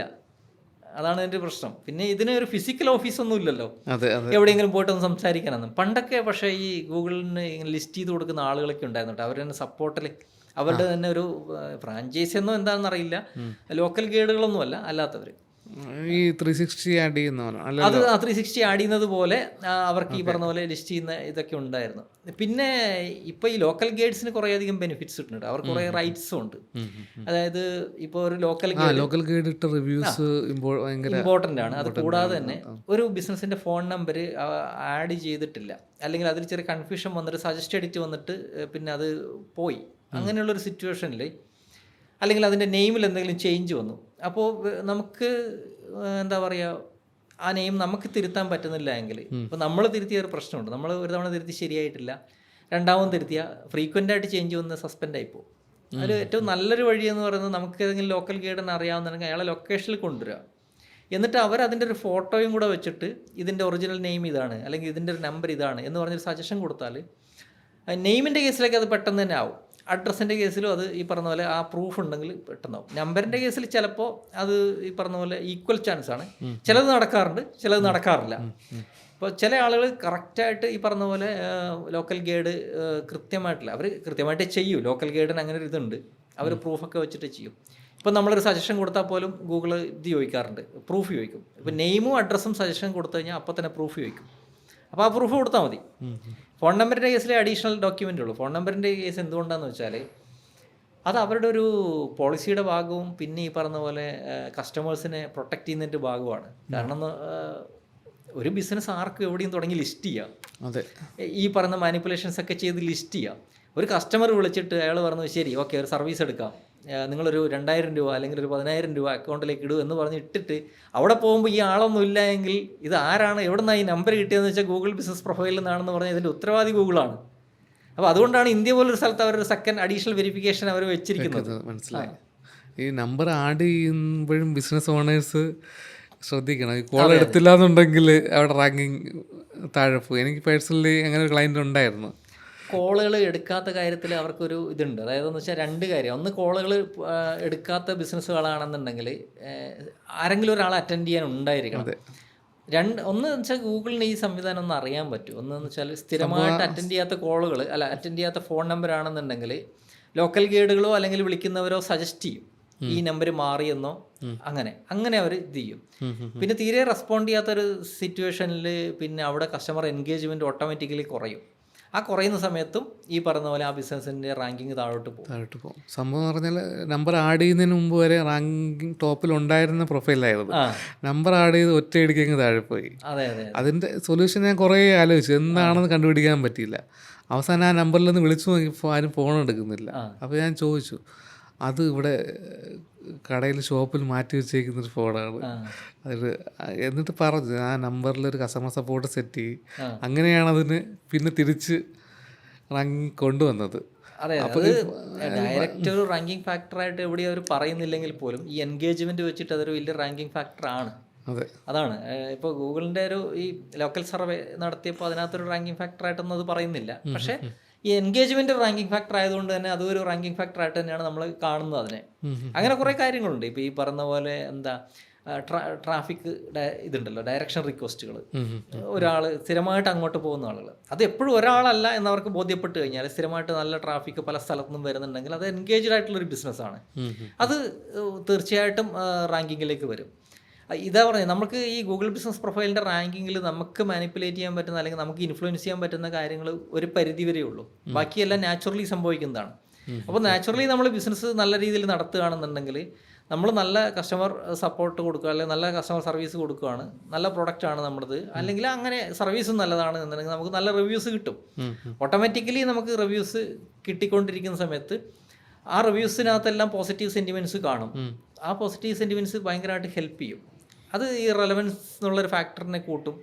പിന്നെ എത്രത്തോളം റിവ്യൂസ് കൂടുതൽ കിട്ടുന്നുണ്ടോ അത്രത്തോളം നമ്മുടെ ഒരു പ്രോമിനൻസ് ഫാക്ടറും കൂട്ടും. പിന്നെ ഉള്ളതെന്ന് വെച്ചാൽ മെൻഷൻസ് ആണ്. ഈ ഡയറക്ടറികളിൽ ലിസ്റ്റിംഗ് നേരത്തെ ചോദിച്ചേ, അത് ഒരുപാട് ഡയറക്ടറികളിൽ, അതുപോലെ തന്നെ നമ്മുടെ ലോക്കൽ ന്യൂസ് സൈറ്റുകൾ, ലോക്കൽ സൈറ്റുകൾ, പിന്നെ ഈവൻ പോഡ്കാസ്റ്റുകൾ, അത് രണ്ട് ടൈപ്പ് ഓഫ് മെൻഷൻസ് എന്ന് പറയും. സ്ട്രക്ചേർഡ് മെൻഷൻസും അൺസ്ട്രക്ചേർഡ് മെൻഷൻസും. സ്ട്രക്ചേർഡ് എന്ന് പറഞ്ഞാൽ നമ്മുടെ നെയിം, അഡ്രസ്സ്, ഫോൺ നമ്പർ, പിന്നെ വെബ്സൈറ്റ്, ഇതെല്ലാം സിസ്റ്റമാറ്റിക് ആയിട്ട് എവിടെയെങ്കിലുമൊക്കെ ഏതെങ്കിലും വെബ്സൈറ്റുകളിലോ ഏതെങ്കിലും ന്യൂസിലോ ഇങ്ങനെയൊക്കെ വരുന്നുണ്ടെങ്കിൽ അതൊരു സ്ട്രക്ചേർഡ് മെൻഷനാണ്.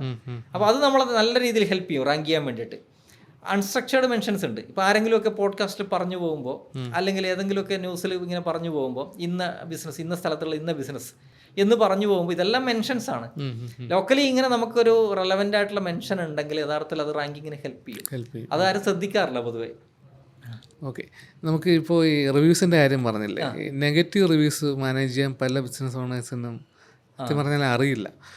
നെഗറ്റീവ് റിവ്യൂസ് 2 രീതിയിൽ വരാം. ഒന്ന്, ഒറിജിനലായിട്ട് നമ്മുടെ സർവീസ് പ്രശ്നം ഉണ്ടായിട്ട് എല്ലാ കസ്റ്റമേഴ്സിനെയും 100% സാറ്റിസ്ഫൈ ചെയ്യാൻ പറ്റില്ല, 90% വരെയൊക്കെ പറ്റത്തുള്ളൂ. പിന്നെ കോമ്പറ്റീറ്റേഴ്സ് ഇടാം. പിന്നെ ആരെങ്കിലും കോമ്പറ്റീറ്റർ അല്ലാത്ത ഫേക്ക് റിവ്യൂസും വരാം. അപ്പോൾ ഇതൊക്കെ എങ്ങനെ മാനേജ് ചെയ്യും? അതൊരു ഒന്ന് നമുക്കതിനൊരു സംവിധാനം വേണം. ആദ്യം ചെയ്യേണ്ടത്, ഇപ്പോൾ അവർ തന്നെ പറയുന്നൊരു കാര്യമുണ്ട്, നെഗറ്റീവ് റിവ്യൂ വന്നു കഴിഞ്ഞാൽ അതിപ്പം നമ്മൾ പറയുന്ന പോലെ നമ്മുടെ സർക്കാരിൻ്റെ പരസ്യം പോലെ ഭയമല്ല ജാഗ്രതയാണ് വേണ്ടത് എന്ന് പറയുന്നതാണ് ആദ്യത്തെ സംഭവം. പാനിക്കാവാതെ നമ്മൾ എന്ത് ചെയ്യുക, ഇതൊന്ന് വായിച്ചു നോക്കുക എന്താ ഇതിനകത്ത് പറഞ്ഞിരിക്കുന്നത് എന്നുള്ളത്. അപ്പോൾ നമ്മുടെ ബിസിനസ്സുമായിട്ട് ഒട്ടും റെലവൻ്റ് ആണെന്നല്ല, നമ്മുടെ കസ്റ്റമറും അല്ല എങ്കിൽ നമുക്ക് അവിടെ ഒരു ഓപ്ഷൻ അവർ തന്നെ തന്നിട്ടുണ്ട്. നമ്മുടെ ലിസ്റ്റ് ചെയ്തിരിക്കുന്ന ബിസിനസ് മെയിൽ ID നിന്ന് നമുക്കത് റിപ്പോർട്ട് ചെയ്യാം. റിപ്പോർട്ട് ചെയ്ത് കഴിഞ്ഞാൽ അതിൻ്റെ സ്റ്റാറ്റസ് നമുക്ക് അറിയാൻ വേണ്ടിയിട്ട് അപ്പീൽ ടൂൾ ഉണ്ട്. ആ അപ്പീൽ ടൂളിനകത്ത് പോയി കഴിഞ്ഞാൽ നമുക്ക് വീണ്ടും വേണമെന്നുണ്ടെങ്കിൽ നമുക്കത് റിക്വസ്റ്റ് ചെയ്യാൻ പറ്റും. പിന്നെ നമുക്ക് അത് മിക്കവാറും കേസുകളിൽ ഞാൻ കണ്ടിട്ടുണ്ട് കേട്ടോ. അതായത് പൂർണ്ണമായിട്ട് ഫേക്ക് ആയിട്ടുള്ള റിവ്യൂസ് ആണ് ഇട്ടിരിക്കുന്നതെങ്കിൽ അതിൻ്റെ പാറ്റേണും കൂടെ അവർക്ക് മനസ്സിലാവണം. അതുകൊണ്ടാണ് ഞാൻ രണ്ടാമത്തെ കാര്യം പറഞ്ഞത്. പാറ്റേണും കൂടെ അവർക്ക് മനസ്സിലായിട്ടുണ്ടെങ്കിൽ അവരത് മിക്കവാറും റിമൂവ് ചെയ്ത് തരാറുണ്ട്. അതല്ല നമ്മുടെ ഒരു ഒറിജിനൽ കസ്റ്റമർ ഒരു നെഗറ്റീവ് റിവ്യൂ ഇട്ടു, അങ്ങനെയാണെന്നുണ്ടെങ്കിൽ നമുക്ക് ഒരൊറ്റ ഓപ്ഷനേ ഉള്ളൂ. ഒന്ന്, നമുക്ക് വീണ്ടും അയാളെ വിളിക്കുക. വിളിച്ചതിന് ശേഷം നമ്മൾ ഈ പറയുന്നില്ല ഡിസാമമെൻ്റ് തിയറി എന്ന് പറയുന്നില്ലേ, അതായത് നമ്മൾ ആയുധം താഴെ വെക്കുക. അതായത് നമ്മുടെ ഭാഗത്താണ് മിസ്റ്റേക്ക് എന്ന് നമുക്ക് ചിലപ്പോൾ സമ്മതിച്ച് കൊടുക്കേണ്ടി വരും. കാരണം നമ്മുടെ ഒരു മിസ്റ്റേക്കോ നമ്മളുടെ ഒരു ആറ്റിറ്റ്യൂഡ് കൊണ്ട് അവരുടെ ഈഗോയെ ഹർട്ട് ചെയ്തോ, നമ്മുടെ സർവീസ് നല്ലതായിരിക്കാം പക്ഷെ അതുകൊണ്ട് മാത്രമായില്ല, നമ്മുടെ ഒരു ആറ്റിറ്റ്യൂഡ് അവരുടെ ഒരു ഈഗോയെ വല്ലാതെ ഹർട്ട് ചെയ്തിട്ടുണ്ടാകും. അങ്ങനെ ഒരു സിറ്റുവേഷനിൽ ഒരു നെഗറ്റീവ് റിവ്യൂ വരാം. അപ്പോൾ ആ സമയത്ത് നമ്മൾ ചെയ്യേണ്ടതെന്ന് വെച്ചാൽ നമുക്ക് മിസ്റ്റേക്ക് പറ്റി എന്നുള്ളത് ആദ്യം അംഗീകരിക്കുക. അതാണ് ഈ ടെക്നിക്കൽ കാര്യമല്ല പറയുന്നത്, നമ്മളൊരു ഒരു ഒരു എന്താ പറയുക, ഒരു ഡിപ്ലോമാറ്റിക് ആയിട്ടുള്ളൊരു അപ്രോച്ച്. അത് പറയുമ്പോൾ തന്നെ അവരൊരു പരിധിവരെ അവർക്കൊരു അംഗീകാരം കിട്ടി. അതായത് അവരുദ്ദേശിച്ചത് എന്താണെന്ന് വെച്ചാൽ നമ്മളെ ഒന്ന് അറിയിക്കുക, ഞങ്ങൾ അസംതൃപ്തരാണ് എന്ന്, നിങ്ങളുടെ സർവീസിലോ അല്ലെങ്കിൽ നിങ്ങളുടെ ആറ്റിറ്റ്യൂഡിലോ നിങ്ങളുടെ പ്രൊഡക്റ്റിലോ ഞങ്ങൾ അസംതൃപ്തരാണ് എന്ന് അറിയിക്കുക. അത് ഒരു പരിധിവരെ വിജയിച്ചു എന്ന് തോന്നിക്കഴിഞ്ഞാൽ തന്നെ അവരുടെ ഈഗോ ഈ പറഞ്ഞ പോലെ സാറ്റിസ്ഫൈഡ് ആയി. അപ്പോൾ ആ സമയത്ത് നമുക്ക് അവരോട് പറയാം, ജസ്റ്റ് അതൊന്ന് ഈ പറഞ്ഞ പോലെ ഞങ്ങൾക്ക് ഒരു സർവീസ്, ഞങ്ങളിത് നിങ്ങൾ പറഞ്ഞ കാര്യങ്ങളൊക്കെ ഞങ്ങൾ മുഖവിലേക്ക് എടുക്കുകയാണ്, ഞങ്ങളത് പരിഗണിക്കാം, ഞങ്ങളുടെ സർവീസിൽ ഇമ്പ്രൂവ്മെൻറ്റ് വരുത്താം, അതിൻ്റെ സ്റ്റെപ്സ് ഞങ്ങൾ ചെയ്തു. ഒന്നുകിൽ നമ്മളതെല്ലാം ചെയ്തതിന് ശേഷം പറയാം അവരുടെ അടുത്ത്, ചെയ്തിട്ടുണ്ട്, ഇനി നിങ്ങൾക്ക് ഒന്നുകൂടെ വന്ന് നോക്കിയതിന് ശേഷം നിങ്ങൾക്ക് വീണ്ടും നല്ല സർവീസ് കിട്ടിയിട്ടില്ല എങ്കിൽ ഇതൊന്ന് മാറ്റിയിടാം, അല്ലെങ്കിൽ നല്ല സർവീസാണ് കിട്ടുന്നതെങ്കിൽ ഒന്ന് പരിഗണിക്കണം. അങ്ങനെ ഏത് രീതിയിലായാലും നമ്മൾ അവരുടെ അടുത്ത് പറയാം. അതിന് ആദ്യം ചെയ്യേണ്ടത് ഈ അഡ്മിറ്റ് ചെയ്യുക എന്നുള്ള തിയറി തന്നെയാണ്. അതായത് തെറ്റ് അവരുടെ ഭാഗത്താണെന്ന് പറയാൻ പോയി കഴിഞ്ഞാൽ പറ്റില്ല. പിന്നെ ചില സിറ്റുവേഷനിൽ നമുക്കത് പറയാനും പറ്റില്ല. കാരണം എന്ന് വെച്ചാൽ ചില ആളുകൾ മനഃപൂർവ്വം ഒരു ബിസിനസ്സിനെ തകർക്കാൻ വേണ്ടിയിട്ട് ഇടും. അവരെ നമുക്ക് കോൺടാക്ട് ചെയ്യാൻ പറ്റില്ല, അവരാരാണെന്ന് ഐഡൻറ്റിഫൈ ചെയ്യാൻ പറ്റില്ല, ഒന്നും ചെയ്യാൻ പറ്റില്ല. പോലീസ് സ്റ്റേഷനിലേക്കൊന്നും ഇതിനകത്തൊന്നും ചെയ്യാൻ പറ്റില്ല. കാരണം എന്ന് വെച്ചാൽ ആരാ ഈ റിവ്യൂ ഇടുന്നത് എന്നൊന്നും അവർക്ക് അത്ര ഇതിൽ കണ്ടുപിടിക്കാൻ പറ്റില്ല എന്നല്ല, പറ്റുകയൊക്കെ ചെയ്യും. പക്ഷേ അതിൻ്റെ പുറകെ അവർ പോകാൻ നിന്ന് അതിനെ സമയം കാണും. ഇതൊരു വലിയ ഏരിയ ആണ്. അപ്പോൾ ആ സിറ്റുവേഷനിൽ അവരെ ആശ്രയിക്കുന്നത് അത്ര പോസിബിൾ അല്ല. പിന്നെ നമുക്ക് ആകെ ചെയ്യാൻ പറ്റുന്നൊരു കാര്യം എന്ന് പറഞ്ഞാൽ അത്തരം ഇതിന് നമ്മൾ നമ്മുടെ ഇതുമായിട്ട് ബന്ധപ്പെട്ടതല്ല എന്ന് നമ്മളൊരു റിപ്ലൈ കൊടുക്കുകയാണ്. കാരണം നെഗറ്റീവ് റിവ്യൂസ് എല്ലാം നമ്മുടെ ബിസിനസ്സിനെ തകർക്കില്ല. അത് ഗൂഗിളിൻ്റെ തന്നെ സ്റ്റഡി ഉണ്ട്. ഗൂഗിൾ തന്നെ പറയുന്നത് ഫുൾ 5 സ്റ്റാർ റിവ്യൂ ഇട്ടിരിക്കുന്ന ബിസിനസ്സുകളല്ല പെർഫോം ചെയ്യുന്നത്. അവരൊരു 3.5 to 4.8 വരെ ഡീസൻ്റ് ആയിട്ടാണ് അവർ ബിസിനസ്സുകളെ കാണുന്നത്. റേറ്റിംഗ് 3ലും താഴെ വരുന്നുണ്ടെങ്കിൽ മാത്രമേ അവർ നെഗറ്റീവ് റാങ്കിങ് ഫാക്ടറായിട്ട് കാണുന്നുള്ളൂ. 3.5 to 4.8 വരെ അവർ റാങ്കിങ് ഫാക്ടറായിട്ട് തന്നെ കാണുന്നത്. 3ൽ താഴെ വന്നാൽ അവർ നെഗറ്റീവ് റാങ്കിങ് ഫാക്ടറായിട്ട് കാണും. അതാണ് ഈ നെഗറ്റീവ് റിവ്യൂ റിമൂവലിൻ്റെ കാര്യത്തിൽ ഒരു പരിധിവരെ നമുക്ക് ഈ പറഞ്ഞ ടൂൾസ്, അതായത് നമ്മുടെ പിന്നെ റിവ്യൂ റിമൂവൽ ടൂളും അപ്പീൽ ടൂളും ഉപയോഗിച്ചിട്ട് നമുക്ക് മാനേജ് ചെയ്യാൻ പറ്റും. അത് നമ്മൾ ചെയ്യാറുണ്ട് സ്ഥിരമായിട്ട്. അങ്ങനെയാണ് ചെയ്യാൻ പറ്റുന്നത്. ഈ റെസ്റ്റോറൻറ്റ്സിലൊക്കെ ആണെങ്കിൽ ഫുഡ് പല പല ടേസ്റ്റുകളായിരിക്കും. അപ്പോൾ ഈ റെസ്റ്റോറൻറ്റ്സിലൊക്കെ ആയിരിക്കും കൂടുതലും ഇങ്ങനെ നെഗറ്റീവ് റിവ്യൂസ് കണ്ടുവരുന്നത്. അത് ശരിക്കും പറഞ്ഞാൽ റെസ്റ്റോറൻറ്റുകൾ ശ്രദ്ധിച്ചിട്ടുണ്ട് എപ്പോഴെങ്കിലും ഒരു 4 സ്റ്റാറിന് മുകളിലോട്ട് വരുന്ന നല്ല റെസ്റ്റോറൻറ്റുകൾ കുറവായിരിക്കും. അല്ലെങ്കിൽ അവിടെ അത്രയും ആളുകൾ കുറവായിരിക്കും വരുന്നത്. ഞാൻ ഈ റീസെൻ്റായിട്ട് കുറേയധികം റെസ്റ്റോറൻറ്റുകളുടെ പ്രൊഫൈൽ വെറുതെ ഇങ്ങനെ നമ്മൾ ഒരു റിസർച്ചിൻ്റെ ഭാഗമായിട്ട് നോക്കിയപ്പോൾ അവർക്ക് ഒരു ഇതാണ് എന്താ വെച്ചാൽ ഈ മിക്സഡ് റിവ്യൂസ് എപ്പോഴും കിട്ടും റെസ്റ്റോറൻറ്റുകൾക്ക്. പലർക്കും പല ടേസ്റ്റ് അല്ല, പല ടേസ്റ്റാണ്, അത് നമുക്ക് സാറ്റിസ്ഫൈ ചെയ്യാൻ പറ്റില്ല. ചിലപ്പോൾ സർവീസിൽ ഡിലേ വരാം, ഇങ്ങനെ പല കാര്യങ്ങളും വരാം. അത് തന്നെ നമുക്കൊരു എക്സാമ്പിളായിട്ട് എടുക്കാം. കാരണം വെച്ചാൽ റിവ്യൂ അല്ല ഒരു ബിസിനസ്സിനെ നിശ്ചയിക്കുന്നത്, പോസിറ്റീവും നെഗറ്റീവും ഒക്കെ വരാം. പല ബിസിനസ്സുകൾക്കും വളരെ മോശം റിവ്യൂസ് വന്ന, അതായത് ഫേക്ക് റിവ്യൂസ് വന്ന ബിസിനസ്സുകളൊക്കെ നമുക്ക് ഈ പറഞ്ഞ പോലെ കൃത്യമായിട്ട് മറുപടി കൊടുത്തിട്ട് അവരുടെ ഒരു റെപ്യൂട്ടേഷൻ മാനേജ് ചെയ്യാൻ പറ്റിയിട്ടുണ്ട്. അങ്ങനെ പ്രശ്നമൊന്നുമില്ല അതിനകത്ത്. റെസ്റ്റോറൻറ്റ് കാര്യത്തിൽ ഇതൊക്കെ നോർമലാണ്. കാരണം എന്ന് വെച്ചാൽ അവർക്കൊക്കെ ചില ബിസിനസ്സുകളൊക്കെ ഉണ്ട് കേട്ടോ, ഒരു ദിവസമൊക്കെ 300-400 ഒക്കെ ജെനുവിൻ റിവ്യൂസ് വരുന്ന റെസ്റ്റോറൻ്റൊക്കെ ഉണ്ട്, അതിൽ കൂടുതൽ വരുന്നതുണ്ട്. അപ്പോൾ അത് ഒരിക്കലും ഇപ്പോൾ നമ്മൾ 10 പേര് പോയിട്ട് കഴിഞ്ഞ് ഈ 10 പേര് ഒരു സ്ഥലത്തു നിന്നാണ്, ഒരു വീട്ടിൽ നിന്നാണ് പോകുന്നതെങ്കിൽ 10 പേർക്ക് അത് ഇഷ്ടപ്പെടണമെന്നില്ല, ഒരാൾക്ക് ഇഷ്ടപ്പെടാത്ത ഉണ്ടാവാം. അവരവരുടെ ജെനുവിൻ അഭിപ്രായം പറയുന്നതിൽ തെറ്റൊന്നുമില്ല. അപ്പം അതങ്ങനെ ബാധിക്കാറില്ല പൊതുവേ. ഓക്കെ. ഈ ബിസിനസ് ഓണേഴ്സിന് ഈ GMB ഒക്കെ ലോക്കൽ ലിസ്റ്റിംഗ് ഒക്കെ മാനേജ് ചെയ്യാൻ പറ്റിയ ടൂളുകൾ ഏതെങ്കിലും ഉണ്ടോ? ടൂളുകൾ ഒരുപാടുണ്ട്. പിന്നെ തേർഡ് പാർട്ടി ടൂളുകളാണ് മെയിനായിട്ട്. ഈ ഗൂഗിളിൻ്റെ ഇപ്പോൾ ഒന്നിലധികം ബിസിനസ് ഉള്ളവർക്ക് ഗൂഗിളിൻ്റെ തന്നെ ബിസിനസ്സിൻ്റെ ഡാഷ്ബോർഡ് അത് വെച്ചിട്ട് നമുക്ക് എല്ലാ സംഭവവും ഒരു സ്ഥലത്ത് മാനേജ് ചെയ്യാം. ഇനി അതല്ല വേറൊരു തേർഡ് പാർട്ടി ടൂൾ നമുക്ക് ഒപ്റ്റിമൈസേഷനും കൂടെ പിന്നെ ഗൈഡൻസ് വേണമെന്നുണ്ടെങ്കിൽ നമുക്ക് കുറേ ടൂളുണ്ട്. ലൊക്കാലോ, പിന്നെ വൈക്കിങ്, പിന്നെ GMB എവരിവെയർ, ഫാൽക്കൺ, ഇങ്ങനെയൊക്കെ പറഞ്ഞിട്ടുള്ള ടൂളുകളുണ്ട്. ഇവരൊക്കെ ഹെൽപ്പ് ചെയ്യുന്നതെന്ന് വെച്ചാൽ നമുക്ക് ഓരോ സജഷൻസ് തരും. നമ്മൾ പിന്നെ ഇത് ചെയ്യണം, നമ്മൾ പോസ്റ്റുകൾ ഇടണം, പിന്നെ നമുക്ക് എന്താ പറയുക, പിന്നെ ടൈറ്റിൽ ഇങ്ങനെ ഒപ്റ്റിമൈസ് ചെയ്യണം, ഇങ്ങനെയുള്ള സജഷൻസ് ഒക്കെ തരും. ചില ടൂളുകളൊക്കെ ഈ പറഞ്ഞ പോലെ ഹെൽപ്ഫുള്ളാണ്. അത്യാവശ്യം പേയ്മെൻറ്റ് ഉണ്ടാവും. ഒരു 3000 ഒരു പ്രൊഫൈലിന് മാനേജ് ചെയ്യാനായിട്ട് പേയ്മെൻറ്റ് വരും, ഏത് ടൂൾ എടുത്തു കഴിഞ്ഞാലും. ഒരു മാസത്തേക്കാണ് കേട്ടോ, മിനിമമാണ് പറഞ്ഞത്. അതിൽ കൂടുതലുള്ള ടൂൾസും ഉണ്ട്, പക്ഷേ മിനിമം ഒരു ഈ റേഞ്ചിൽ അത്യാവശ്യം നല്ല രീതിയിൽ മാനേജ് ചെയ്ത് പോവാം. ബിസിനസ്സിനെ സീരിയസ് ആയിട്ട് കാണുന്നവരാണെന്നുണ്ടെങ്കിൽ ഈ ടൂൾ ഉപയോഗിക്കുന്നത് നല്ലതാണ്. കാരണം എന്ന് വെച്ചാൽ ഇപ്പോൾ ലൊക്കാലോ ഒക്കെ പോലുള്ള ടൂളുകൾ നമ്മുടെ ബിസിനസ്സിൽ എപ്പോഴും വരുന്ന ഈ അൺവാണ്ടഡ് എഡിറ്റ്സ് ഒക്കെ ഉണ്ടാവുമല്ലോ, നമ്മുടെ കോമ്പറ്റീറ്റേഴ്സ് ഒക്കെ വന്ന് എഡിറ്റ് ചെയ്യുന്നത്, അതിനൊക്കെ ഒരു പരിധി വരെ അവർ പ്രിവെൻറ്റ് ചെയ്തോളും. അതിനുള്ള ഫെസിലിറ്റിയൊക്കെ അവർ ചെയ്യുന്നുണ്ട്. അത്തരം കാര്യങ്ങളൊക്കെ ഇത് ചെയ്യും. അപ്പോൾ ബിസിനസ് ഓണേഴ്സിന് നല്ലതാണ്. പിന്നെ നമുക്ക് എന്താ പറയുക, പോസ്റ്റുകൾ മാനേജ് ചെയ്യാനും പോസ്റ്റുകൾ ഇടാനും അതെല്ലാം ഇവർ ഓർമ്മിപ്പിച്ചോളും. നമ്മളുടെ ഏതെങ്കിലും ഏരിയയിൽ നമ്മൾ വീക്ക് ആവുന്നുണ്ടെങ്കിൽ ഈ ടൂളുകൾ തന്നെ നമുക്ക് സജഷൻ തരും. കൃത്യമായിട്ട് അവരുടെ ഡാഷ്ബോർഡിൽ റിമൈൻഡേഴ്സും നോട്ടിഫിക്കേഷൻസും വരും. അങ്ങനെ ചെയ്യും. അപ്പം നമുക്കൊരു സിസ്റ്റമാറ്റിക് ആയിട്ട് മാനേജ് ചെയ്ത് പോകാൻ പറ്റും. അപ്പോൾ ഒരു ഏജൻസീൻ്റെ ഹെൽപ്പ് ഇല്ലാതെ ഈ ടൂൾ ഉപയോഗിച്ചിട്ട് ഇവർക്ക് ചെയ്യാൻ പറ്റും. പിന്നെ വേറെ റിവ്യൂ മാനേജ്മെൻറ്റ് ടൂളുകളുണ്ട്. അതിൽ ഈ റിവ്യൂ ഗേറ്റ് വേ ഒക്കെ ഉള്ളത് ഗൂഗിൾ തന്നെ ഇത് ചെയ്യുന്നുണ്ട്. അതായത് റിവ്യൂ ഗേറ്റ് വേ എന്ന് പറഞ്ഞാൽ ഇപ്പോൾ പല ആളുകൾ യൂസ് ചെയ്യുന്നുണ്ടത്. ഇപ്പോൾ നെഗറ്റീവ് റിവ്യൂ ആണ് ഒരാൾ ഇടുന്നെങ്കിൽ, ഇപ്പോൾ നമ്മളൊരു ലിങ്ക് അയച്ചു കൊടുക്കും, മനസ്സിലായി, എന്നിട്ട് നെഗറ്റീവ് റിവ്യൂ ആണ് ഇടുന്നതെങ്കിൽ അവരെ റീഡയറക്റ്റ് ചെയ്തിട്ട് വേറൊരു പ്ലാറ്റ്ഫോമിലോട്ട് കൊണ്ടുപോകും. പോസിറ്റീവ് റിവ്യൂ ആണെന്നുണ്ടെങ്കിൽ നേരെ ഗൂഗിളിൻ്റെ പ്ലാറ്റ്ഫോമിലോട്ടോ അല്ലെങ്കിൽ ട്രിപ്പ് അഡ്വൈസറിലോട്ടോ ഡയറക്റ്റ് കൊണ്ടുപോകും. അപ്പോൾ അത് ശരിക്കും പറഞ്ഞാൽ ഒരു ഗേറ്റ് വേ ആണ്. അത് ഗൂഗിൾ ശരിക്കും പറഞ്ഞാൽ അതൊരു പോളിസി വയലേഷനാണ്. കാരണം ഒരു കസ്റ്റമർക്ക് ഡയറക്റ്റായിട്ട് അവരുടെ പിന്നെ പ്ലാറ്റ്ഫോമിൽ ഒന്ന് റിവ്യൂ ഇടാൻ പറ്റണം. അതായത് അതിൻ്റെ ഫ്രണ്ടിൽ ഈ പറഞ്ഞ പോലെ ഒരു ഗേറ്റ് വേ പാടില്ല എന്നവർ പറയുന്നുണ്ട്.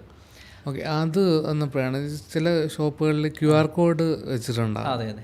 ചിലപ്പോൾ അത് തേർഡ് പാർട്ടി ടൂൾ വെച്ചിട്ട് അഡോബി QR കോഡ് അല്ലെങ്കിൽ വേറെ തേർഡ് പാർട്ടി QR കോഡ് വെച്ചിട്ടായിരിക്കും ക്രിയേറ്റ് ചെയ്യും. ഇപ്പോൾ QR കോഡ് ഡയറക്റ്റ് നമുക്ക് ഡൗൺലോഡ് ചെയ്യാൻ പറ്റുന്നുണ്ട്, പക്ഷെ നേരത്തെ പറ്റത്തില്ലായിരുന്നു. അപ്പോൾ നമ്മൾ തേർഡ് പാർട്ടി വെച്ചിട്ടായിരിക്കും വെച്ചത്. അപ്പോൾ അതിന്ന് വരുന്ന റിവ്യൂവും ഇഷ്യൂ വരുമോ? അതിന്ന് ശരിക്കും പറഞ്ഞ ഇഷ്യൂ വരുന്നുണ്ട്. അതായത് നേരത്തെ ഗൂഗിള് നമുക്ക് ഷെയറബിൾ ലിങ്ക് തന്നിട്ടില്ലേ, ഈ ഷെയറബിൾ ലിങ്ക് നമ്മൾ ആളുകൾക്ക് ഷെയർ ചെയ്ത് കൊടുക്കുന്നു. പക്ഷേ ഇത് ഷെയർ ചെയ്ത് പോകുമ്പോൾ, അതായത് ഒരു വാട്സാപ്പിൽ നിന്ന് മറ്റൊരു വാട്സാപ്പിലേക്ക്, അവിടെ നിന്ന് വേറെ സ്ഥലത്തേക്ക്, അങ്ങനെ ഇപ്പം നമ്മളാണ് സ്ഥിരമായിട്ട് ഷെയർ ചെയ്യുന്നുണ്ടെങ്കിൽ അത്ര വലിയ പ്രശ്നമില്ല. പക്ഷേ ഇത് ഷെയർ ചെയ്ത് പല സ്ഥലത്തും പോയിട്ട് റിവ്യൂ ഇങ്ങനെ കിട്ടുന്ന സമയത്ത് അതൊരു ലിങ്ക് ത്രൂ ആണ് എപ്പോഴും വന്നുകൊണ്ടേ ഇരിക്കുന്നതെന്ന് വിചാരിച്ചോ. നമുക്ക് റിവ്യൂസ് വരുന്നതെല്ലാം ലിങ്ക് ത്രൂ ആണെന്നുണ്ടെങ്കിൽ ശരിക്കും ഗൂഗിൾ അത് സപ്പോർട്ട് ചെയ്യുന്നുണ്ട്, പക്ഷേ ടെക്നിക്കലി പലപ്പോഴും ആ റിവ്യൂ പബ്ലിഷ് ആവാറില്ല. അങ്ങനെ ഒരു ഇഷ്യൂ പല ആളുകളും ഫേസ് ചെയ്യുന്നുണ്ട്. ശരിക്കും ഗൂഗിൾ നമ്മളെ ലിങ്ക് ഷെയർ ചെയ്ത് കൊടുക്കാനായിട്ട് പറയുന്നുണ്ട്, പക്ഷേ ഈ ഒരു ഇഷ്യൂ പല ആളുകളും ഫേസ് ചെയ്തിട്ടുണ്ട്. അതുകൊണ്ട് നമ്മൾ പലപ്പോഴും പറയാറുണ്ട്, പറ്റുമെങ്കിൽ ബിസിനസ് സെർച്ച് ചെയ്തിട്ട് മാപ്പിൽ സെർച്ച് ചെയ്തതിന് ശേഷം റിവ്യൂ ഇടുക. അങ്ങനെയാണെന്നുണ്ടെങ്കിൽ അത് സ്റ്റിക്ക് ഓൺ ചെയ്യുന്നത് കണ്ടിട്ടുണ്ട്. ഇത് മറ്റേത് ജെനുവിൻ റിവ്യൂ ആണെന്ന് തന്നെ വിചാരിക്കാം. നമുക്ക് കസ്റ്റമർക്ക് ചിലപ്പോൾ QR കോഡ്, ബ്രാൻഡ് സെർച്ചും കൂടെ നമുക്ക് അത് തന്നെ ബ്രാൻഡ് സെർച്ചും കൂടെ കിട്ടും. പിന്നെ ഈ QR കോഡ് ചിലപ്പോൾ ചില ആളുകൾ ഈ പറഞ്ഞ പോലെ ഇതും ഒരു ഷെയറബിൾ ലിങ്ക് വെച്ചായിരിക്കും ഈ പറഞ്ഞ പോലെ QR കോഡ് ഇവർ ജനറേറ്റ് ചെയ്തിട്ടുണ്ടാവും തേർഡ് പാർട്ടി ഇത് വെച്ചിട്ട്.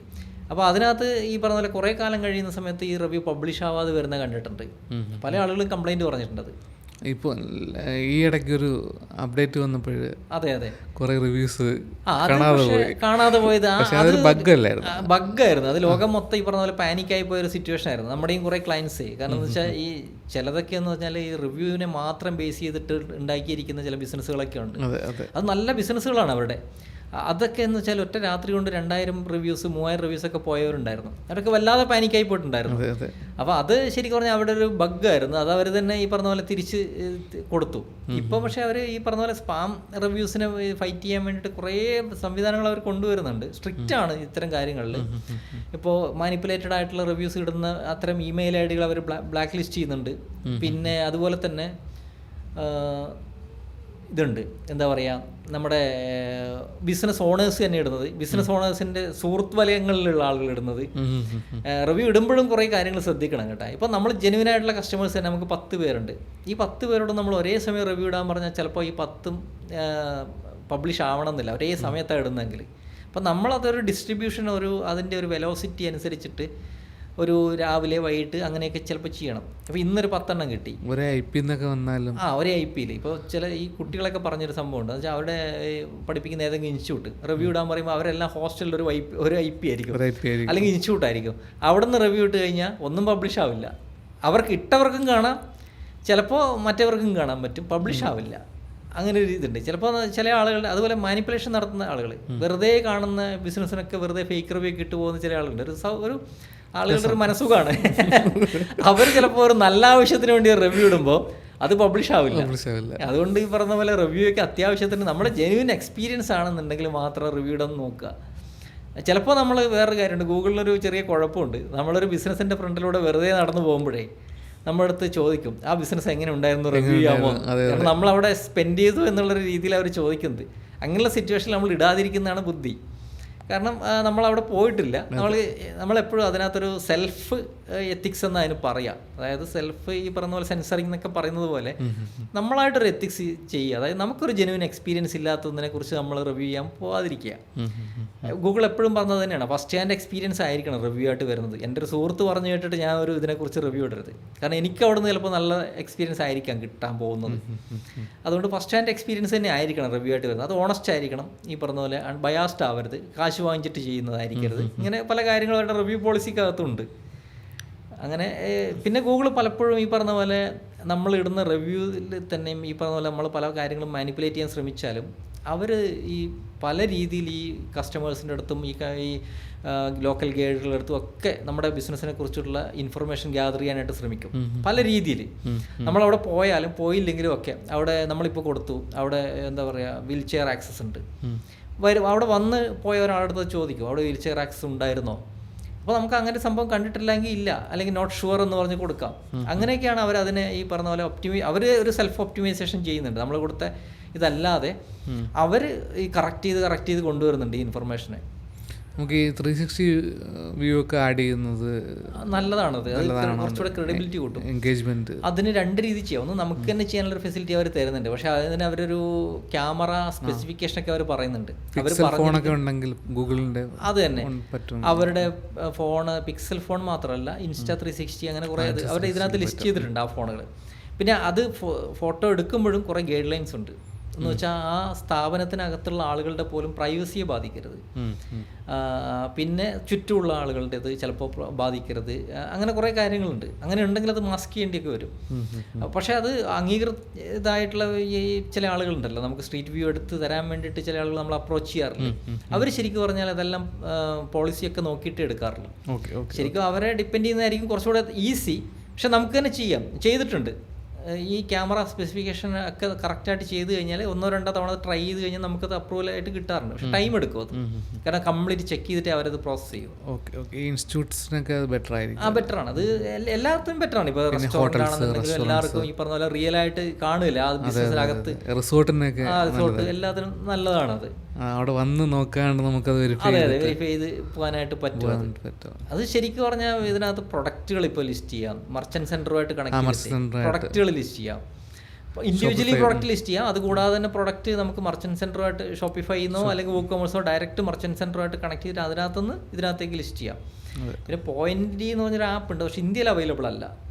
ആ ആപ്പ് വെച്ചിട്ടും ചെയ്യാം, ഇവിടെ അവൈലബിൾ അല്ല അത്. GMBയിൽ ഒരുപാട് അപ്ഡേറ്റ്സുകൾ ഇനി വരാൻ കിടക്കുന്നതേ ഉള്ളൂ. അതെ അതെ അതെ. നമുക്ക് US-ലേക്ക് GMBകൾ നോക്കുമ്പോൾ അറിയാൻ പറ്റും. മറ്റേ ഈ 360 അതുകൊണ്ട് ഗ്യാരണ്ടി എന്ന് പറഞ്ഞൊരു സംവിധാനം ഉണ്ട് അവിടെ.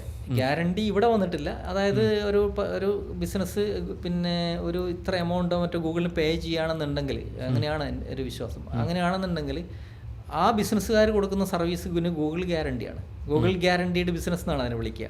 ഓക്കെ. അവിടെ ഒരു മോശം എക്സ്പീരിയൻസ് ഉണ്ടായി കഴിഞ്ഞാൽ അത് ഗൂഗിളാണ് ഗ്യാരണ്ടി നിൽക്കുന്നത് അതിന് അവർക്ക്. അപ്പോൾ അത് ഒരു സർവീസ് എല്ലാവർക്കും അത് കിട്ടില്ല. ആ സർവീസ് ആ ബിസിനസ്സുകൾക്ക് ഓപ്റ്റ് ചെയ്യാം. ഗൂഗിൾ ഗ്യാരണ്ടി എന്ന് പറഞ്ഞാൽ സർവീസ് നമ്മൾ എടുക്കുന്നുണ്ടെങ്കിൽ ഓപ്റ്റ് ചെയ്യാം. അത് കോവിഡിന് മുന്നെയാണ് അവർ ഭയങ്കര ഇതായിട്ട് കൊണ്ടുവന്നത്. ഇപ്പോൾ അത് അത്ര നല്ല രീതിയിൽ കൊണ്ടുപോകുന്നുണ്ടോ എന്ന് അറിഞ്ഞുകൂടാ. ഇന്ത്യയിൽ എന്തായാലും ഇല്ല. US-ൽ അതുണ്ട്. ഈ വണ്ടിയിലൊക്കെ ക്യാമറ വെച്ച് പോകുന്നുണ്ട്. അത് ഈ GMBയുടെയൊക്കെ ആക്യുറസി അപ്ഡേറ്റ് ചെയ്യാൻ വേണ്ടിയിട്ടാണോ അതേ നെക്സ്റ്റ് വിർച്വൽ റിയാലിറ്റി ഇടയ്ക്ക് അപ്ഡേറ്റ് വരാൻ വേണ്ടിയിട്ടാണ്?